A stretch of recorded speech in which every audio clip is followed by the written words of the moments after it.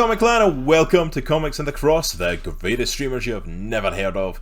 Of course, I'm one of your hosts for tonight, Cross, sitting alongside my partner in crime, Nitro. What's up, good people? Welcome to our 65th official episode. Technically more than that if we count like indie comic book clubs and stuff, but we're hitting 65 Shut your mouth, tonight. man. I did not know we were doing this that long. Like, man, it's like that's awesome. Like, that's not including any specials. That's not including indie comic book clubs. We're probably fairly up there in terms of kind of episodes we've actually done for that. But official numbered episodes. This is number 65, and we are here to give a review on Black Adam. And this is going to be a movie ever made. It's going to be well. If you look at the audience score on Rotten Tomatoes, 90%. That is what you would think. I'm coming at it from a critic perspective. Thank you very much. Oh, critic perspective, so like less than half. Like, so we are going to go full spoilers for this review. So if you have not seen Black Adam, if you do not want it spoiled for you, I'm obviously not including the end credits spoiler for that because everyone knows what that is because the internet can shut up about that. I'm pretty sure The Rock revealed that before the movie even dropped, but yeah. Hey, Press by Panda, thank you so much for that follow. Welcome to the Comic Clan and welcome to our conversation on Black Adam. How are you doing this evening? Hope you are doing well. So yeah, we're going full spoilers for Black Adam tonight, so if you do not want to be spoiled, please, we will not be offended if you need to step out. You can catch Black up Adam the show. dies. Black Adam dies. It's The Rock. Nobody's going to believe that. The Rock's playing him. Nobody believes The Rock was going to die in this movie, man. Space Hobo, man, good to see you, brother. Not seen you in a little while. Hope you're doing well. And hey, Praise Papana, I am well, thanks, and no problem. I'm glad you are doing well. I hope you all are having a good week. We are obviously here on a Wednesday, so we're like midweek this week. Yeah. But yeah, we're going to be talking a bit about Black Adam, a movie that it has been 8 years, since The Rock officially announced that he was playing Black Adam. Yeah. It has been, and I didn't realise this till I looked it up today, 15 years since the rumour started. Yeah, it started 2007, right? 2007, the rumbling started. 2014, the official announcement was made. 2022, the movie officially released. Hey, what do you think took Hey, so long? Mondo, hey, Locke, how's it going, guys? Good to see you both. What is good?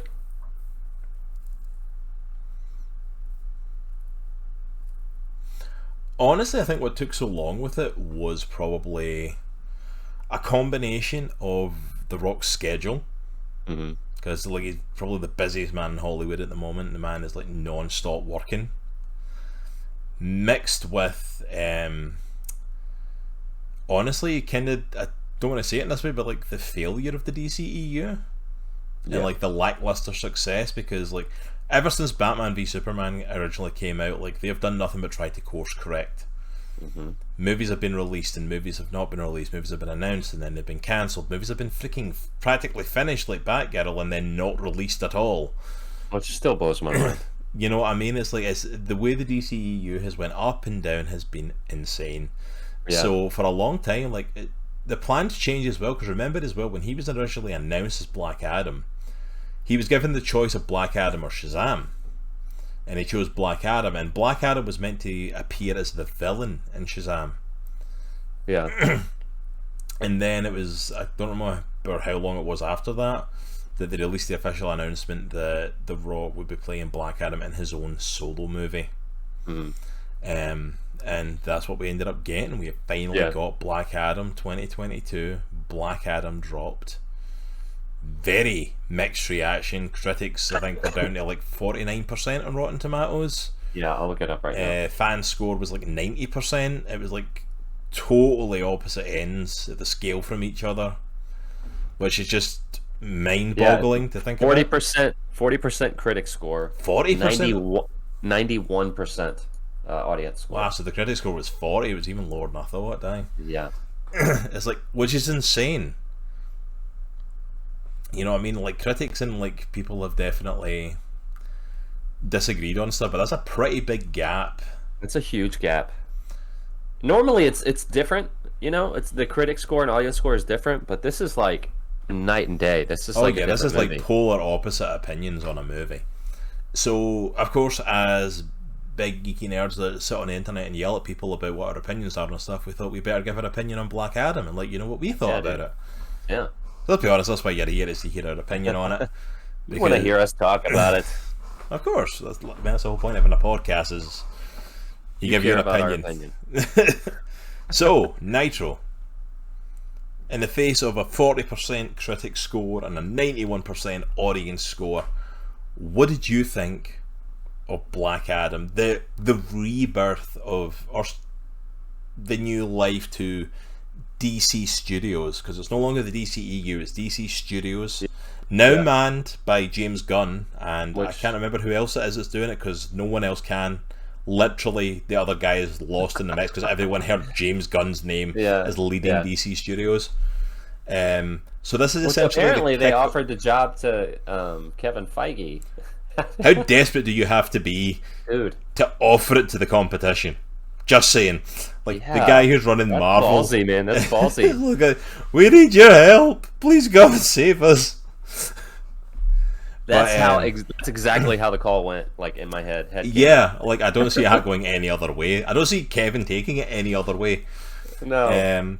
But so this is basically almost like the cut off. It's almost like a soft reboot of everything. Everything's kind of been pushed to the side from before.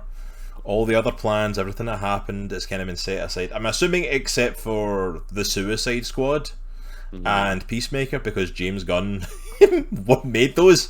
So of course he's bringing those forward. So much for the darker, more mature DCEU, right? Not with James Gunn at the frickin' helm. Not with James Gunn at down, dude. That ain't happening. Saying, can't wait to hear this. You're our only hope. That's terrifying if we're the only hope. Alright. But yeah, so what was your thoughts on this? Essentially a soft reboot for DC Studios, the new starting point of the DC cinematic universe. Yeah. What did you think of it? I enjoyed it. I felt like it was a decent entry into the DCEU. I feel like, I know we talked about this, but I feel like it's probably better than a very slight majority of most of the DCEU films. Aquaman, Wonder Woman, both of them. What else? Justice League, the first one. It's definitely better than all three of those. In my opinion, it might edge out Shazam. In my opinion, I know that's blasphemy to you. I enjoyed Shazam, but I like this one too. I would agree. I'd say it's at least on par with Shazam. And I, for anyone who doesn't know, I did enjoy Shazam. That was one of the movies I did enjoy from the DCEU. I would probably give it a solid 6 or 7 out of 10. I know that doesn't sound really high, but I think it does have some issues. But I still enjoyed it. If you think that sounds like a bad rating, go back and watch our episodes in the DCEU, and you'll realise just how high a rating that actually is. I think 7 might be a little high for me, so let's just say 6.5. I enjoyed it way better than Love and Thunder, but in my opinion, it wasn't. I don't think it was anything groundbreaking. I don't think it brought anything new to the CBM table. The CGI was decent. I think the villain was really weak, in my opinion, and I think the tone it struggled with tone consistencies throughout the movie a little bit. Also, a huge standout for me, which I want to see him in his own movie, is Pierce Brosnan as Dr. Fate. I don't know anything about Dr. Fate, but after seeing this movie, he was the best part of this movie for me by far. I don't think the movie would have been anywhere near as good if he wasn't in it and played Dr. Fate. Yeah, I think he was a phenomenal part of it. Just to catch chat there, Mondo saying that is high for a DC movie, which it is. Some of the DC movies are absolutely abysmal. Some of them have been awful. And Panda saying, I honestly gave up in the DC live action movies. Do not blame you in the slightest for that. Says, I'd love for that to change though. Absolutely. If you've heard any of our previous podcasts, we've constantly talked about that. I'm a DC fan. I love the DC heroes. I want them to do well. I'm not coming in to be a cynical person against them. I really want them to do well. And I do agree that animated movies have been phenomenal. They've done amazing with the animated movies. So, Presby Panda, so my intro to Black Adam was Superman and Shazam versus Black Adam. Yeah. So that's my introduction to the character. Animated movie. Go watch it if you guys haven't seen it. It's so good. I didn't even know Black Adam existed before I watched that movie, and I watched him go toe to toe with Shazam and Superman at the same time and hold his own as a villain, as a legitimate villain. Yeah. And I was like, dude, they're gonna do a movie about this guy. This is gonna be sweet. The Rock's playing him. Heck yeah, dude. I'm down. But like I said, I enjoyed the movie. I'm glad I went and saw it in the theater. I really like how The Rock is like, he was going hard in the paint for Black Adam and for the DCEU. And for Henry Cavill as Superman, I appreciate his gusto for the character and stuff like that. I can really appreciate that. It's phenomenal to see someone being that passionate about it and passionate about, like, not to throw any shade at anyone else, but to some of the stuff had been like throwing stuff around. Like the thing that comes to mind is something like Ben Affleck's Batman, where like he was so up and down about playing the character, so up and down about whether he was coming back, is he doing this, is he not doing, to the point of like I just stopped caring. I don't care about him. To literally see someone like The Rock, who has been waiting to play this role for like 8 years, who has been in this corner of like, no, DC can be amazing, who fought to get Henry Cavill back in as Superman, all this stuff. Like, it's good to see someone passionate about it. My rating would probably be similar to yours. It probably would have been closer to a 6 when I came out of it. Yeah. But I always like to give myself a few days to kind of mull over and see, like, do I keep thinking about the movie? Is there thoughts I keep thinking about? And I did, over the next couple of days, did find myself kind of thinking about some of the really cool moments from the movie. Some of the moments of like the way The Rock carried himself as Black Adam and different stuff. So I would probably give this about a 7. Like into 7 at least. I do not think the critic score is warranted. I do not think it is even close to that bad as 40%. It's like it's not that. It is way better than that. I do think the 91% is way overshooting how good it is. Yeah. It is not that good. Like, if you start to get into the 90s for me, you're starting to talk Infinity War and Endgame level stuff. And not Black Adam by no means was anything close to that. It's definitely not that. It's definitely my second favourite comic book movie of the year. Yep. As I said to you, the Batman obviously came out at the start of the year, is definitely #1 comic book movie for me. Obviously, we're not including Black Panther. Black Panther's not released. It doesn't release for like 2 weeks. So bear that in mind, that we've not seen the final comic book movie of the year yet. Which, come back and check us out for that in a couple of weeks. We will be reviewing that as well. But talking specifically what's released up to this point, I'm talking like last movie we went to see was like before Black Adam was like Thor Love and Thunder. You know, it's like DC has taken this year at the moment. The cross that came out of Endgame in 2019 would not believe you if you had told me we had went to see Doctor Strange Multiverse of Madness and Thor Love and Thunder this year, and the Batman and Black Adam were the top 2 comic book movies that we've seen. I would not have believed it for the life of me, but here we are. It's like, and Black Adam was good, and like you said, I think Black Adam might be one of my favourite DCEU movies. For the DCEU, like, I enjoyed movies, like I liked Man of Steel. That's my favorite. That's my favorite DCEU movie. I think it was kind of close to that. I think Man of Steel was better for me. I honestly preferred it to Zack Snyder's Justice League. Man of Steel? I think I preferred that to that, definitely. Black Adam's definitely up there with them compared to some of the competition. Like I thought Batman v Superman was utter trash. Oh yeah. If you guys loved it, more power to you. I thought it was trash. The original Justice League with Joss Whedon in charge of it was utter trash. Aquaman, I was not a fan of it. I can understand what people were, but I was not a fan. Wonder Woman 84 was trash. Wonder Woman, the original one, was okay. Like, people gave it massive praise. I thought it was a decent origin story. It wasn't anything phenomenal to me. It had the same villain problem, I think, that Black Adam does. It's just not that compelling of a villain. Which is really, really sad, because like hers was like 80s. You're literally doing the God of War. Come on. Black Adam's villain, although I did say this to you after I think I Marco Polo'd you, and when I came out, and I was like, DC fans can never talk about a freaking Marvel villain ever again after the villain in Black Adam. A more throwaway villain there has not been. Like, it was pathetic. It was bad. But it was to set up all of it was to set up Black Adam. Yeah. That was the whole point and the whole purpose of it. But yeah, I honestly came out of it like, it was average. And then the days later, it was one of those ones that took me by surprise. I found myself thinking about clips and scenes from it and thinking about, oh, that was actually kind of cool. And I'm like, yeah, more than I thought I would.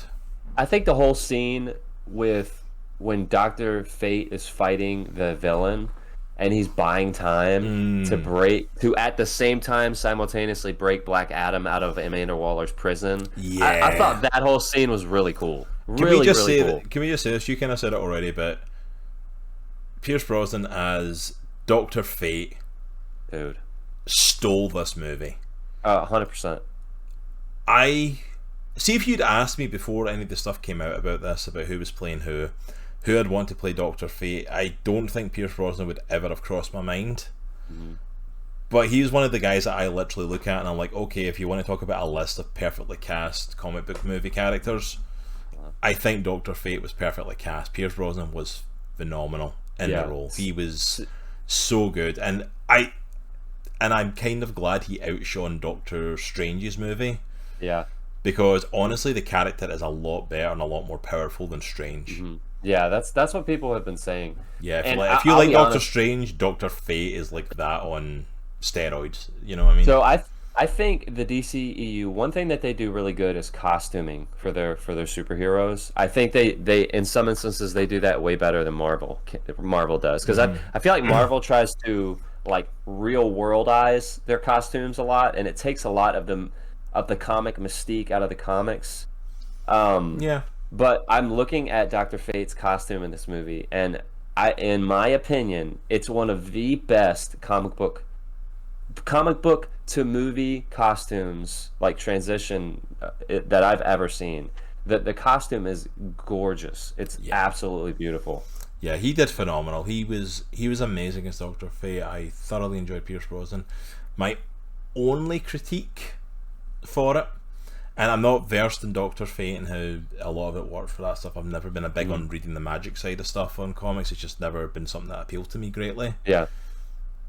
He'd done the Hollywood actor thing of constantly taking the helmet off. Yeah.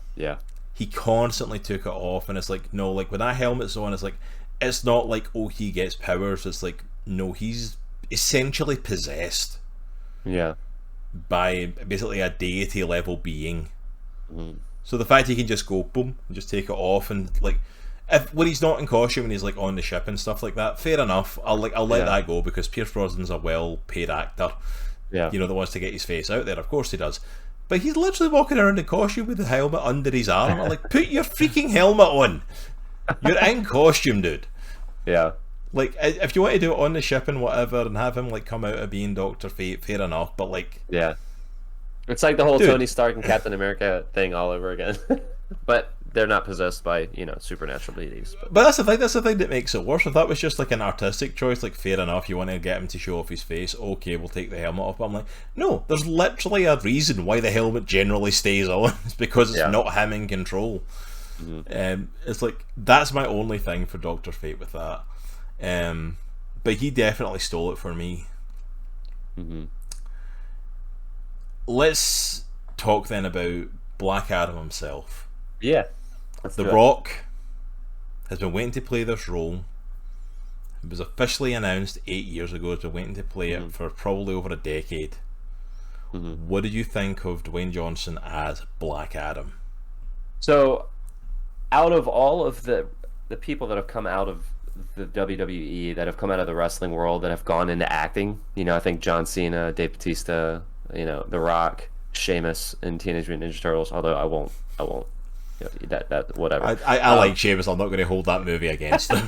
I love Sheamus, but in my opinion, I keep saying in my opinion. It's obviously my opinion. I'm saying it. He's my favorite out of all of them. Like, I think he's a good actor. I don't think he's great. I think he's good. He's definitely better than John Cena and Batista, again, in my opinion. Yeah. I think in this movie, there was something weird about the way that he was, like you said, before we started. Either it was the way he was written or the way that he was trying to portray the character. he had this in one of the interviews before. I heard an interview. He said he watched a lot of Clint Eastwood westerns, and he's a huge fan of westerns, and he loves Clint Eastwood, and he was trying to channel, Dirty Harry almost into the character. I see where he was trying to go with that, but in doing that, he lost some of his natural charisma that he has, I think, and it came across like, not boring is not the word I would use, but flat. Like his character came across flat in a lot of scenes, and it was off-putting when a lot of the cast in the same scene as you are like overshadowing you, and you're the main man. That's not a good look. But that's the thing, like, we talked about, like, Doctor Fate was the best thing in it, and I'm like, he should not have been outshining. Like, The Rock was a perfect casting choice for Black Adam, in my opinion. I thought it was a really great casting choice for that. Yeah. Oh yeah, Space Hobo, by the way, we're going to get to that. Like, this, the rest of the Justice Society, trust me, we're going to get to them. I have some opinions about them. I think The Rock was a great casting choice. I think he was perfect for playing this sort of superpowered character at the level of Black Adam. I think he's got the physique to pull it off. He's got the acting chops to pull it off enough. The Rock's makes it big in Hollywood and has been making more money than anyone, but it's because he's very selective. I don't think he's like one of the best actors ever or anything, but I think he's good enough and knows what his strengths lie to pick the movies where he can shine the best and make it look like he's so much better, which is honestly one of the best things about you looking at a good actor, is like they know what roles to go for. They know where to pick and choose what fits them best. I do agree that I feel like there's some parts where he was flat here. Yeah. He tried to come across very... I think he was trying to go for stoic, kind of badass, like staring off into the distance. But his face was like, no pun intended, rock solid for the whole thing. Yeah. Like he didn't show much emotion. And like there's a scene where he's talking about the death of his son. And like there's no emotion coming through. And I'm like... I think I said it to you before we came on stream. It makes me think of taking something like Will Smith when he was put in After Earth. Yeah. You are taking one of the most naturally charismatic men in Hollywood and sapping all the emotion out of it. Yeah. It's like the way he played Black Adam, like it came across like no emotion from one of the most charismatic men. Like from watching him when I used to watch WWE as a kid teenager when he was in there, all the way through Hollywood, that man has done nothing but ooze charisma. Yeah. And this big moment came, and I'm like, and there was none of that charisma coming through. Yeah. Which is not Black Adam. If you go to Black Adam from the comics or even from the movie you mentioned earlier, the animated one, that is so... Will Smith was a writer on After Earth, though. I know. It's like Delaroth. I know he was. He got Shyamalanized during that movie, 100%. Shyamalan does that. He does that to people. Like he just saps stuff out of them. It's like even if he was a writer on that, like the charisma was ripped out. But then again, in saying that, like The Rock had so much sway in this movie to the point of he's now like helping shape the DC Studios movies. Yeah, I mean he's basically a producer over all this DCU. I mean the thing is, like you look at movies that he's previously done, and even franchises. Like look at Fast and the Furious. I know those movies get hate, but his character Hobbs is an interesting character, and he plays him with a ton of charisma. And he's really good in those movies. You look at Pain and Gain. He's stoic, he's badass, but he has a charisma coming through. It's like, it's all mixed together. Pain and Gain, look at CIA, look at other guys. Like, he obviously, Black Adam is not a comedy movie, and he's not playing a comedic role in this. But Black Adam is a charismatic character, though. Yeah, he's charismatic, right? The Rock is a charismatic person, and I really wish... They don't have to make him, like, super, hey, type deal, but, like, play off The Rock's charisma. Like, that's his deal. That's who he is. Like, play into that a little bit. Even if you have to stretch the character a little bit to fit into The Rock, which I don't know if they would have had to do that. But just allow his charisma to come through a little bit in the Black Adam character, man. I really wish they would have done that. And it would have done way better, in my opinion. I think the biggest thing, but isn't that the DCEU is Achilles heel? Yeah, to a certain extent, it's like they kind of have a darker tone to stuff, and I still think they could have let the charisma come through. Because, like, Henry Cavill's Superman, I would say, has charisma to him, even though it's not, like, jokey, ha ha ha, sort of. But, yeah. My issue with Black Adam, I think The Rock was the perfect choice for it. I think he was a great casting choice to play Black Adam. I think he has enough chops to pull it off. Yeah. I think he had too much control, or he was pandered to too much. This is my opinion. This is me just saying this. I've not read anything or anything like that. This is my thing.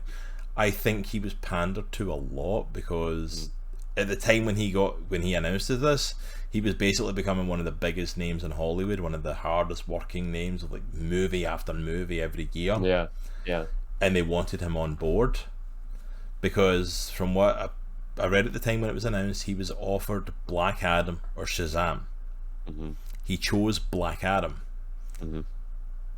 From that get-go, he kept talking about Black Adam as the anti-hero, which in certain comics he is.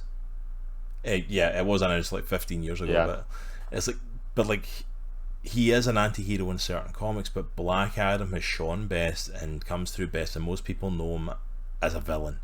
Yeah, he's a bad guy. He was meant to be the villain in Shazam, and then they announced that Black Adam would be getting his own movie. That's the moment I think the problem started, because I don't think The Rock, either they didn't want him to, or he wasn't willing to play a villain. They didn't want to do that because he's been almost typecast. He's the big, heroic, charming sort of guy. So to play a full villain, I don't think they were willing to pull the trigger on that. And I think that affected this movie because I don't think they knew what to do with him. They started it off as him being a villain. They started it off with him not caring about the people and, like, you know, the guards when he's released, all that military force, like, he wipes them out. Yeah. You know what I mean? Like, full blown. And I honestly thought, oh crap, we're doing this. Like, we're literally going full villain. He's like wiping people out without a second thought. But I think they spent the movie trying to convince us he's not going to be an anti-hero. Like, no, he's more than that. Yeah. And it's like, you know, like, and the reason I know that is because they spent the whole movie with him going, I'm not a hero. Yeah. And I'm like, I'm not a hero. Why are you saying the catchphrase the kid said then? Yeah. Why are you trying to be better and remove the selfishness from it? Like, if you're going to be a villain, or you're going to play this completely that direction, do it. Yeah. Go for it. Lean into it. If you're going to play him as the anti-hero guy, lean into it. I think they were too scared to go either way. Yeah, I agree. I also think, kind of piggybacking off what you just said, I think that Adriana, that lady and her son, that whole subplot to me, I felt like it took away from the not the, I was gonna say the vitality of the movie, but like the movie was headed in a direction, and I feel like that whole thing where, you know, they're trying to get him to not be the villain, and he's like, I'm not the hero, but you're a good guy, but I'm not the hero. That whole thing like just slowed the movie down for me, and it wasn't important it wasn't important to the plot. I don't think it didn't do anything. I liked her and what they were trying to do with her. Yeah. In the role, I completely forgot her name, but yeah. Adriana. Name in the movie. Yeah. Adriana. I think she was interesting. She got my attention, and I did find myself sitting the whole time wondering, is that who's going to become his wife? Because Black Adam does have a wife in the comics. Yeah. Like modern day. And I was like, is that going to end up being her role? Is she going to end up ruling alongside him essentially? Yeah. I will be honest, like, the kid could have fit into that, but I really feel like they were trying to push the whole kid sidekick thing. Yeah. with him, and doing that a lot. And it was like, it felt like even trying to give him a catchphrase, like that whole scene, like when he's running down the stairs and like Black Adam's just floating, and it's like they're just talking, and I'm like, why are you talking to this kid? Why do you care? This kid's like running after you, trying to turn you into a hero, and trying to say you need to do this, and you're going to be the protector of Kandak, and you can do this and that, and it's like, you are so being forced to be the kid sidekick. Yeah. And it's like, it's really slowing him down. You are not needed. Like, we don't need you as an emotional plot point in this, especially with the reveal we got later. Because you can Black Adam. I think that's the biggest difference between the animated and live action, is a willingness to take risks in the storytelling. Absolutely. Yeah. Like, I would have loved to see The Rock go full villain in this. Show me in the villain, like at the end of the movie, like, spoilers by the way if anyone's not caught that yet, we're doing a full spoiler review. The end of the movie, he smashes the throne. One of the most classic Black Adam images from the comics. Yeah. One that The Rock emulated on one of the posters.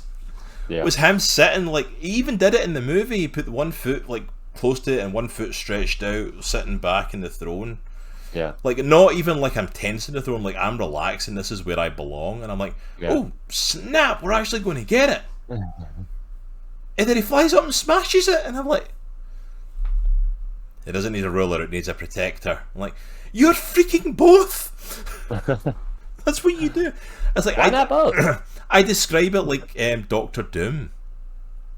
Like, Black Adam in Kandak is what Doctor Doom is to Latveria. Yeah. I'm like, he's a bad guy, he is a villain, but see if you ask anybody in Latveria, Doctor Doom is the best thing ever. He rules them. Yeah. With grace and love. These are his people, he takes care of them. Yeah. That's what Kandak is. Like, even the whole end credit thing where Amanda Waller's like, that's where you stay, you don't leave here, and I'm like, no, it's the opposite. It's like, don't you dare enter his freaking country without his permission. If you enter without his permission, you better have a dang good reason for it. That whole thing with that at the end credit scene with her, I'm like, dude, what are you gonna do if he wants to leave? Like, what are you gonna do? Can I talk about that as well briefly, because we're kind of hitting that now because I've mentioned that. Yeah. Why is Amanda Waller in this movie? I know. Why is she calling in the Justice Society? They're shoehorning her into every. Why is she calling in the Justice Society? You don't have anything to do with them. You run Task Force X. Why are you? Hey Mallet, how's it going, sir? Good to see you. Like, why are you calling in the Justice Society? Why are you calling in Superman? Nick Fury. Like, yeah, exactly. The other, she's Nick Fury for the DCEU, and I'm like, but she's not. No. She's a horrible, awful person. Yeah. She's more of a villain than Black Adam in this movie. But that's it. She's a villain. She's a bad guy. Why are any of them listening? Exactly, Mallet. Like, why are they listening to what? Like, Hawkman, Dr. Fate, Atom Smasher, and Cyclone, I guess are there. But like, are you telling me Hawkman and Dr. Fate are taking orders or working with Amanda Waller? What is she going to do if they say no? Yeah. Like, you've got nothing on them. Let alone Black Adam. Like, you stay in your country, Superman. And I'm like, or we're going to set Superman on you. It's like, why is he listening to it? Has he got like a kryptonite bullet like against his head? Like, don't get me wrong. He's got a kryptonite thing in his neck, and if he tries to leave, it'll explode. I hope that's the freaking reason, because it's the only one that makes sense. Like, because don't get me wrong, I'm ecstatic that Henry Cavill's back as Superman. I'm so pumped. If you've been listening to us for the last 2 years, we have not shut up about him coming back as Superman. So the fact that he is back is amazing. Yeah. All you have to do is take Amanda Waller out of that scene. Yeah. Have Superman have, like, I heard about this powerful guy and I'm coming here just to introduce myself and just to, like, don't step out of line. Yeah. Because if you do, I'm going to have to step in your way. Hey, Bob the Racer, thank you so much for that resub. What's up, Bob? Appreciate it. Yeah, so Delaroth has mentioned the underwater layer a couple times. I didn't. The only thing about that is I guess that was kind of like a prison for enhanced individuals, and that's where Waller was keeping him basically permanently, forever. Yeah. The only cool thing I liked about that scene was the fact of what's her face from Suicide Squad and Peacemaker showed up. Oh, that was her. Yeah, it's Harcourt. Yeah. Which I'm not surprised because James Gunn runs the stuff now and that's his wife. Yeah. So yeah, that is his wife. Which, honest, bravo, James. I mean, good on you, man. Yeah, I mean, she's a good-looking woman. It's like I don't blame him for casting her and everything. But yeah, it's like 100% though. It's like this whole underwater base is like, so we just happen to have this prison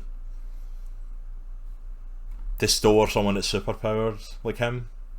Mm-hmm. But only if he says Shazam doesn't have these Black Adam powers anymore, then we're screwed. So James is going to save the DCEU. If he can help. I hope so, man. Like, but we were saying, like, you know, the DCEU tries to pride itself in being the darker, more mature version of Marvel, and yeah, that's not going to happen with James Gunn at the helm. But at the same time, they've not exactly been succeeding so far, so maybe they need a change. Yeah. Wish they showed more of the people inside the pods. That would have been really cool scene. Yes. Because like as far as we're aware, it's just this big underwater facility for him. Mm-hmm. Like they showed nothing else of it. Like show us who else is down there. Yeah. It's like one Peacemaker episode at a time. Oh gosh. You know what? By the way, like he brought out one of the best superhero shows of the year with Peacemaker, if not the best superhero show, barring like stuff like The Boys and stuff. Like, yeah, Peacemaker might literally be one of the top 2 or 3 superhero shows of the year. So, like, I can't say it's really good. I think for me, John Cena. I like the show. I enjoyed the show, but his acting ability. He's not a phenomenal actor, but yeah. I think it worked in the show because I think they played into that, and I think they leaned into his strengths, and they gave him a really strong cast around him to work with it. So I think they made it work. But Peacemaker I did not expect to care about that show, and I loved every episode of it. Yeah, it was good. He's cringy, but that's on purpose. Like exactly, I think they played into that. He does cringy comedy stuff, but I think James Gunn leaned into that with him, and they made it really work. Yeah, the Batman with that old man name. Yeah, absolutely, Bob. But yeah, so like. Overall, I think like The Rock was a good choice, as I was saying, but I'm like, I think they didn't go the right direction with that. I think you nailed it though. I think he had too much creative control, and people didn't want to tell him no. I think people didn't want to say no to him, and he didn't want to play a full blown villain. Because even when he got announced, he started saying, "Oh, he's an anti-hero," and I'm sitting watching him like, "No, he's not." Well, I also feel like freaking villain. He's a bad guy. He did a lot of like, what do you call it? When you get people together and say, hey, do you like this or this or this or this, like focus group type stuff. Yeah. And he did a lot of like test screenings and adjustments, and I think that's good to a point. Like it's good to listen to your audience. Like the audience is going to tell you what they want to see, but at a certain point you got to make the movie that you're going to make. And you got to make the best movie that you personally can make, or you as a collective creative group can make. Mm-hmm. And I think where they dropped the ball is it was a committee of one top down, and he had way too much input. And you know, from a writing perspective, I really wish they would have leaned more. And we're saying all this, but he did a great job, I think. Oh yeah, I think he did as good of a job as he could have. Yeah, if you missed the start of this, I think we both ranked it about a 6 or a 7. Like I enjoyed the movie. I found myself thinking the good parts over and over again. Yeah. Like in the days following it, I don't think it was bad by any means. It was one of the better superhero movies of the year. Yeah. One of the better superhero projects of the year. You know, easily. Yeah, I never even thought about that. Delaroth, we've got 2 ex-WWE wrestlers in the DCEU now with John Cena and The Rock. Yeah. Black Adam versus Peacemaker at some point. They did a lot of killing, so not as strict a good guy. Of course, they also made Superman on murdery too. Yeah, we were saying that, man, like it looked like they were leading into a villain, but they also had those moments like where like, oh, I'm not a hero. Then stop trying a catchphrase that the kid gave you. Like, you know what I mean? Come on. Yeah. That felt very Thor: Love and Thunder-y to me. Yeah, but it's like it wasn't perfect, but I think it did. Hammer. So bad, dude. All right, I'm gonna go out on a limb and say Thor: Love and Thunder is probably one of the worst movies I've seen in the past 10 years. There we go. I said it.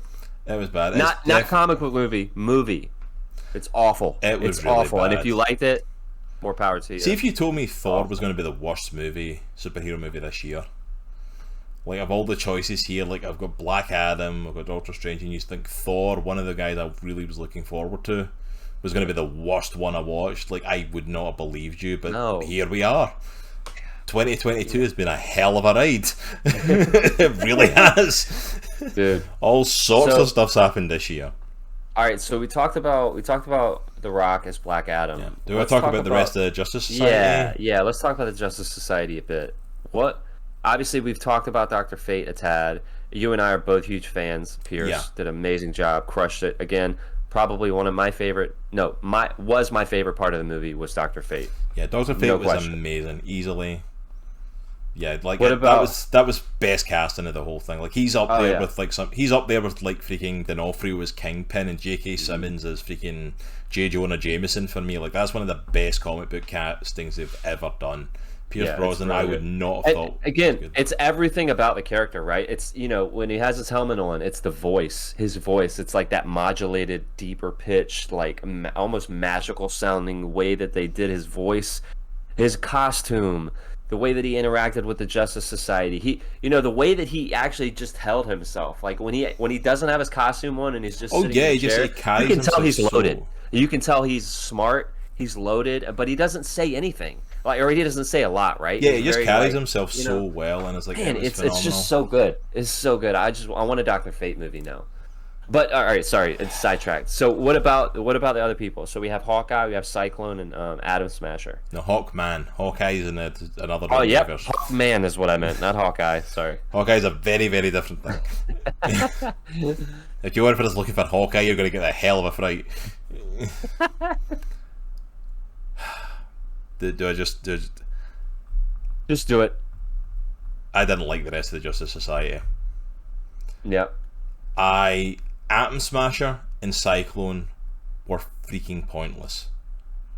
I feel like they were thrown in here to just throw in other characters. Atom Smasher at least was given some stuff to do, albeit not a lot. Cyclone, like, I'm going to throw some wind at them. Ooh. That was the extent of her character. Yeah, she didn't get anything beyond that, except there might have been a flirty thing between her and Atom Smasher, because that was definitely there. Because you're both young characters, let's get you two doing a little romance because that'll grab people's attention, and they did nothing with it, so it was pointless. Yeah, Atom Smasher was there to kneel on Black Adam and give them false hope they'd won at some point. And for Black Adam to burst out of the ground and knock out a giant to give him more badass credibility. Yeah, that's why it was there. That's literally why they were there. They gave them nothing else to do. Yeah, I feel like they were trying to flirt thing and Smasher. Yeah, I feel like they were doing that. They were obviously building up characters because, like, we're going to do a GSA movie possibly, so here's some of the characters that could be in it. Yeah. They killed the best character. Yeah. Hawkman, he's definitely going to be back. Hawkman, I am so split on. Because first of all, his costuming was fucking amazing. Dude, awesome. Hawkman looked his little what is it? His mace, the wings coming out, the helmet, like it looked amazing. Yeah, I couldn't give two tosses about Hawkman from the comics, but you made me think that is a badass looking character. Yeah. Which is like the whole point, like he should look that freaking good. They didn't give anything about his background though in the movie. They did nothing. Literally nothing. Which I feel like they were doing. Yeah, the Morningstar changing to the axe. I did not expect that, and it was so good. Yeah, it was so awesome. Badass. But yeah, they're definitely setting up for a movie, and I think we'll get more of Hawkman in that because Hawkman's leading the GSA. Like, okay, yeah, we're going to try and push Hawkman. Apparently, I did not like the way his character was done in this. I will give him credit. There's definite scenes like I loved the relationship with him and Dr. Fate when they were talking to each other. Yeah. But the whole point of his role came across as nothing but commentary to me. And I say this to you, and it's like I see this in here, and I might see it more than a lot of people because obviously, if you can't tell, I'm not American. I'm Scottish. I live here in the States. I know I hide it so well, but the commentary, is it Adriana makes when she even says it to Hawkman herself. Thought Cross was from Jersey. I was detecting a Mid-Eastern United States accent. I was going to say Middle Eastern as a whole other accent that I ain't able to do. But yeah, like they kind of topped it on her, and it's like when she said it, I was like, oh, that's what they're doing. They're trying to put across the whole Americans are insensitive jackasses. Like imperialism type thing. The whole imperialism thing, because like we've been here, we've been impressed for so many years, and no one has came to save us. But all of a sudden, a superpowered person comes that could be a threat to you, and you show up to take over and save us. Yeah. And we don't want you to do that. Okay, so we're pushing the whole imperialist stuff. But like that became Hawkman's character. The whole time, like even after like the emotional stuff with Black Adam's backstory and him talking to Hawkman and telling him about himself, like his whole character became, you're coming with us. Yeah. Because you can't be allowed to be here. You have to say Shazam and come with us. And it's kind of like, and I'm thinking it in my head as well, because I'm like, says who? What right do you have to just walk into Kahndaq and just order this man to say Shazam? Which, by the way, can I say the un-Shazammed Black Adam, like the regular looking dude Rock, besides the fact that was some dodgy CGI, he looks better than like 99% of any dude on this planet. He didn't look that much different. He was definitely smaller because they're all I'm like, is that supposed massive. To be like just like a regular guy? But it's one of those things, like the whole thing with that, like walking in there, like, I get the whole thing of like he's meant to be a threat. I get the whole thing that he's dangerous. They've got techs that Kahndaq doesn't have, which, why does Kahndaq not have those? You know what I mean? It's like, it's the whole thing of like he's a threat and he can do this, and I'm like, coming from the country that literally has Superman, like the most dangerous being on the planet, like he could literally tear through the planet if he wanted without a second thought. But no, we need to come and stop this guy because he's dangerous. Like, I'm like, because of one thing that happened 5,000 years ago that has been passed down, and I'm like, we're not going to come in, we're not going to have a conversation, we're not going to try and find out what he's all about. No, we're just going to come in and try and depower him and put him in prison. Like, what? You know what I mean? It's like, but that was his whole character, and I'm like, do something more with Hawkman. It's like, you've got the start of a really great character here. Do something with him. He was definitely one note. Like, that was his whole thing until the very end of the movie, and it was like, no, it just doesn't come across the right way for me. It's just kind of like, do something different. Like, have him try, he's meant to be the leader, have him try to reach out, have him try to reason, have him try to talk to him. Yeah. Especially after you get Black Adam's backstory. You know, the whole thing of he's not the defender of Kahndaq, he's basically a broken father. Yeah. Who tore down a country. You know, and was sealed away. Like, delve into that and talk to him. No, we're not going to do that. It's like, we're just going to take him in and put him in prison. Yeah. Yeah, that's a good question, Space Hobo. Where the heck has Justice Society been in the midst of everything else that's happened in this universe? Yeah. Like, I don't understand how they got Black Adam as a threat and say it's a three nobodies in a old man. Well, like in what world would we say that Hawkman could hold his own against Black Adam? If Black Adam is legitimately almost just as powerful as Superman, in what universe would a 1v1 fight Hawkman and Black Adam be believable? The only one of JSA that stood a chance in my mind was Fate. Oh yeah, Dr. Fate, no doubt, because of his level of magic, is the only one that stands a chance. Like, Hawkman is like walking into a slaughter. That's what he's walking into. Yeah, like, he would get beat in literally half a second.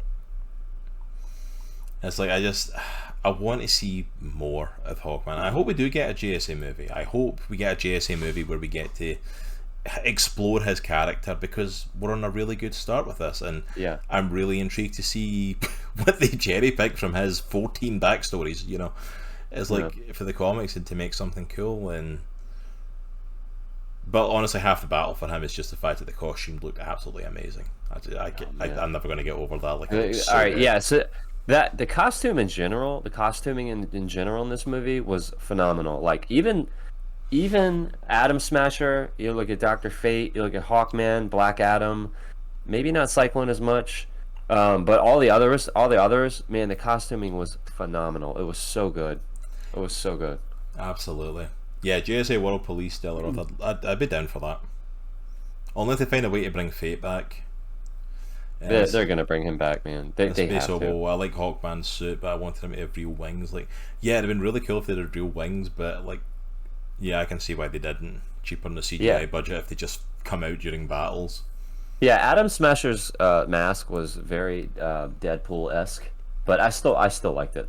Yeah, I think it worked for them. Like, they can work on that. I'm like, you know what, two out of the four had amazing costumes. I'm willing to work with that, at least, you know. Yeah. But something I was really glad that they included in this, and I wasn't sure if they were going to, was his origin of getting the power, like the whole Wizards of Shazam. Mm-hmm. Yeah. And even like how in Shazam it's just the one wizard, how it was all the old wizards came to find the champion. Mm-hmm. Yeah. Because he was getting his own movie, I really was questioning if they were going to give him Shazam's powers in that sense, or if they were going to make something else up. Yeah. And I'm really glad they went with the Shazam powers. Mm-hmm. And because it still gives me hope that we'll see Shazam and Black Adam face off at some point. So, would Shazam be able to hold his own against Black Adam? Or is Black Adam like way more powerful than Shazam alone? Technically, by power-wise, it should be equal, because they've been granted the same powers. Mm-hmm. At the same time, I think Shazam is probably going to be in the weaker stages against Black Adam, just from the sheer experience. Black Adam's a lot more unforgiving, is a lot more willing to push the boundaries, go over the line, and be more violent. Whereas you've got Shazam, who is a lot more heroic, doesn't really push in that direction. Not to mention the fact of, like, even though his body and his powers are equal in that sense, it's still a kid's mind.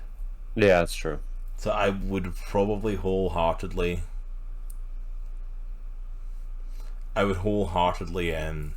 give it to Black Adam in that sense. Yeah. Well, to question that as well, Delaroth saying, have they though? It's like Black Adam got his powers off the black market. Let's talk about that twist in the backstory I wasn't expecting. I don't know if that's from the comics. If it is, I wasn't aware of it. But the whole thing of like the champion that was originally chosen was actually Black Adam's son. Mm-hmm. And okay, am I the only one that it didn't make sense? Yeah, I wasn't following that part. Nope, Perkysaurus got timed out there. Don't know why. Check. I called Rock being the dad immediately. Voice was right in there. Yeah, it was in there in hindsight, Delaroth, but yeah, I didn't expect it. I wasn't expecting it to have a twist right in it, to be completely honest. You made a bad pun. You made a bad pun. You got timed out. Sorry, Perky. Yeah, it's not showing me. Sorry about that. If we could try and get him on band, that'd be nice, but yeah. Whoops. I don't like the champion's able to give the powers out to other people. Yeah, Mallet, that was the thing that got me. There you go, Perky, you should be back. Sorry about that. Don't know what you said, but apparently our bot didn't like it. He said, I thought he got his powers from Wish.com. Really? Did it count Wish.com as a link and then banned them? Yep. Oh, sorry about that, Perky. Apparently Wish.com thought you were trying to share a link. Typed you out. That's amazing. The new Shazam movie, I don't think that Shazam could ever take Black Adam. Yeah, like I got to see like Shazam Fury of the Gods trailer before it, and I'm like, yeah, I don't think he'd be able to hold his own against them. Yeah. Yeah, Mallet, it's one of those weird things, like the champion is chosen and given the powers by the wizard, but like Shazam, I can almost kind of let it go because it's this whole thing of like he's got the wizard staff. He's now like the one that holds the whole power of eternity there at the Rock of Eternity because the wizard's gone, and he wasn't like giving up his powers. He was splitting it into other people. So I'm like, there's a way to write around that for Shazam. I feel. With Black Adam, it was literally just a case of the sun just went Shazam, and the lightning bolt hit, and like it moved over the person. There is no context to that being a thing. Yeah. Why it wouldn't just turn him back? Confused. Why it didn't just turn him back into a kid? Why it would transfer into him and make him a character like that? Yeah. I have literally seen Shazam in the comics grab onto someone and yell Shazam to use the lightning as an attack. Because it's a lightning bolt that strikes him. I've literally seen that take place in the comics. And I'm like... Not to mention the fact of like he transferred it to his dad. Why? Yeah. Why? His dad's being hunted, and I'm like, so giving his power. Like as soon as he handed the powers over, he got shot, and I'm like, I'm not surprised. Hey, the guy has been kicking our asses for like how long? We're just going to and kill him now. He's got rid of the powers. I'm like, I feel like that was like, yes, he can just do that. Bit of an oversight. Shazam is always up in current affairs. Absolutely. But like I'm just kind of like, okay, that's one of those things where it's like for me, we just have to kind of roll with that. Yeah. It was a cool twist that made sense because it was kind of like he came out of the thing like, well, it explained, because I questioned that like where they got Black Adam and like let him out. I was like, why is he here? We saw him destroy the temple. Like, why is he in here? Like, oh, that makes sense. The wizards imprisoned him because he was too much of a threat. He was abusing the powers.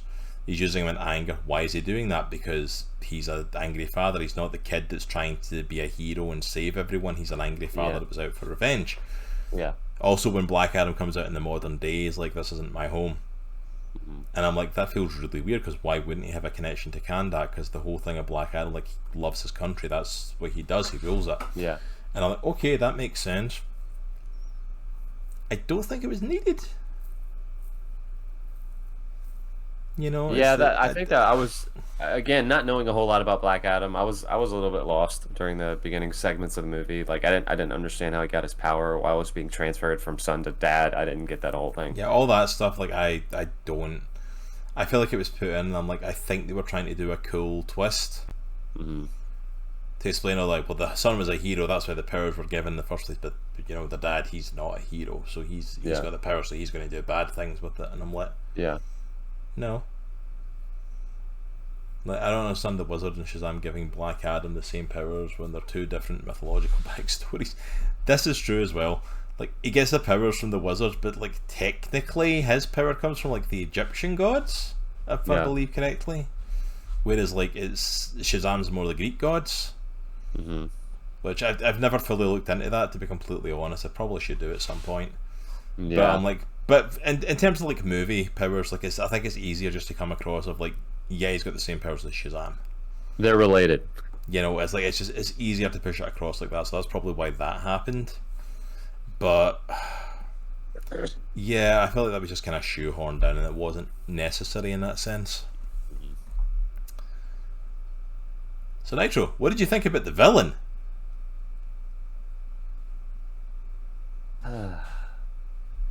I don't even remember his name. Like, I don't even remember what he did. Like, he was looking for the crown because he wanted to become the devil. Yeah, and raise an army of skeleton people. Thank you, Delaroth. I'm like, Sabak. There we go. Yeah, I don't remember the human guy's name, but it's like he became. There was a villain.